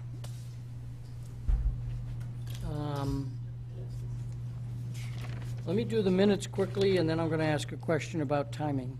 We're down at item 7. Yeah, that the Board of Education approve the special meeting minutes of June 7th, 2018, and June 12th, 2018, and the regular minutes of June 12th, 2018. Do I have a motion? Mrs. Gerber, Ms. Pitko? Any discussion? Seeing none, all in favor, please raise your hand. It's unanimous. Thank you very much. Do you have much in superintendent's report? No. Can we, in 12 minutes, can we get by the committee and stuff, or shall we have a motion to extend? No. We can get by, okay. Nothing item on, any committee liaison reports? Excuse me, Mr. Would it be possible for you to ask if members of the public want to speak? Because some people may have wanted to wait till the end of the meeting. I'm sorry to say that. And last time I didn't even vote to extend, but just a suggestion. We're burning time. Is there any member of the public that will want me to make sure that I reserve enough time? Our bylaws say once we get to 11 o'clock without a motion to extend, we're done. Any member of the public planning on coming forward and speaking to the board now that you've heard us talk? Raise your hand. I don't see anybody. Okay. That answers that question. Because we'll extend the meeting if members of the public want to say something, so don't not do it because of the time. But then please step forward. Well, no, wait your turn, and then we'll do committee liaison reports. How about this, a motion to extend the meeting to 11:10? Mrs. Maxon Kennelly, seconded by Mrs. Vitale. Any questions, any comments? If not, all in favor, please raise your hand. 9-0. We're meeting until 11:10. Thank you very much. Committee liaison reports. Who's up? I'll start since I'm at the end of the table. Just from the Board of Finance, we got this email from the chair about the new policy on debt issuance. Basically, there was a discussion about trying to have a firm policy about limiting, as a third bullet is kind of the interesting one in some ways, issue debt. No more than 10% of gross expenditures. Second bullet is kind of a key point there. This is a long-standing practice that the staff of the town and the Finance Committee felt it's about time to put it in writing. And so that's what, this is not a, quote, new, it's a new policy, but it's a old practice. Anything else from the Board of Finance? Mrs. Maxon Connelly. Just briefly, obviously, thank you to Dr. Jones for getting word out to the board quickly regarding the graduation requirements. Our last meeting, policy meeting, where we took a look at, again, based on feedback from staff and from board members, it was cut short a little bit. We also were not at full strength, and there was no reason to rush it. The bulk of the policy was done. I think the bulk of the policy, it was very clear the sense of the body had support so that staff would be able to go ahead this summer with some of its planning because there were no objections raised, but that there were a few parts that we did need to take more time on, and there was no, Dr. Jones absolutely supported the idea of we don't have to rush this, we have enough direction, so the policy will be taking up graduation requirements again in the fall, and I'm not putting any promises of a timeline because I have been wrong in the past, so it will be coming back. So the board knows that Mr. Acer and I are going to meet with the superintendent to pursue the conversation around community service. I think both of us had an impression that there were other board members who also had an interest in that area. So we were going to meet with the superintendent around what that could look like. And my commitment to Mrs. Maxon Connelly, personally, I can't speak for Mr. Acer, is that I would want to take a proposal like that and put it through her committee rather than bring it directly to the board. And so that's what we intend to do, and hopefully get our act together so that when you meet in August, you'll have something or nothing. Any questions for Mrs. Maxon Connelly on policy? Anybody else have committee liaison reports to make? Mrs. Gerber? Just really briefly, the Ludlow windows will be starting next week. Their trucks and whatnot are coming this week, and they'll be getting going with that. And last night at the RTM, the Mill Hill Building Committee was approved, and I just received a memo today from the First Selectman's office that they will be setting up a meeting schedule for Mill Hill soon. Any questions for Mrs. Gerber? Mrs. Vitale. Mrs. Vitale. Sherman Building Committee has actually met last night. I was on vacation, missed that, but Eric Lang is the chair, and they believe they got their meeting schedule, so they're up and running. And I presume they picked a meeting schedule that works for you? I don't know. I was not at the meeting. Haven't seen the... I have not seen it yet. Okay. Any questions? I think so. Okay, any questions for Ms. Vitale? If the dates don't work, well, then I'll have to go to option B or C based on people who were saying that they might be willing to serve. Mr. Acer, did you raise your hand for a committee liaison report? What was that answer to? Ms. Vitale said she's willing to serve as long as the meeting dates meet her schedule. Once she gets the dates, if that's not true, then I might have to come back to the board for that. No, my question was just, has a liaison been assigned to Mill Hill yet, or Yes, no? that's Mrs. Okay, sorry, I missed that. Yeah. Although, again, if there is a conflict with meeting dates, I may have to rethink it, but they haven't met for the first time, so we'll just have to see. If they have the same chair, no, but Christine would kill me. Any other comments on committee liaison reports? If not, any open board comment? Mr. Peterson. I'm sorry it's late, but I'm going to take 30 seconds here. Last week, my freshman English teacher passed away, Ina Cleric from Ward. She was literally the first teacher I had at Ward. Do you have Mrs. Cleric? She was great. This was a woman who was tough as nails, but was a great spirit, like humorous, fantastic person to relate to, had a meaningful impact on my life. Went to Ward, graduated Ward, taught at Ward, lived in Fairfield. I ran into her several times. She remembered me. It's just, I regret her passing, but I just wanted to remember her fondly in a education-themed environment, and it seemed appropriate that I wanted to say thank you. It's well worth 30 seconds. Thank you very much. Any other open board comments? Okay. Thank you, sir. Any member of the public that wishes to come forward, please come forward, state your name and address. Robert LaMonica, 138 Woodridge Avenue. First, let me thank you all for your dedication to our schools and our students. I appreciate that, and I got to witness that tonight. I think you should seriously consider not complying with the racial imbalance law. If it's never been done before, there's a good opportunity to do it now. I think we have a strong case to make. With regard to asking the attorney to look at the town's attorney to look at the implications of that, that should be both financial and injunctive. And I think it would be helpful to the town's legal community if he included his sources in that report to you so that the lawyers in town can look at that as well. I'm sure he could tap a pro bono committee of lawyers in this town to look at it further. And then finally, I think if the public comment is going to be a little bit of a war of attrition, it might be nice at the outset to let people who've never been to a meeting know before that the public comment at the beginning is for everything, not even things that haven't been discussed yet. So I would appreciate that on a go-forward basis. I don't think I would have stayed for the full 3 hours had I known that that was the time to address something that was down in 5C on the list, particularly because you know, things could be moved about as necessary to accommodate certain members of the professional staff. You know, we might also consider accommodating, you know, the public as well, which is why that item is there, but I don't think any of us knew that. Thank you very much. Unfortunately, those of us who are at these meetings all the time, when I say any public comment on any agenda item at the front of the meeting, that probably did not come across as clear to you. But should you come back, the public comment at the beginning and at the end are both for any business item that's on the agenda. With no further comment, a motion to adjourn. Mrs. Gerber, seconded by Ms. Pitko. All in favor, raise your hand. Look at that. We didn't need the extra.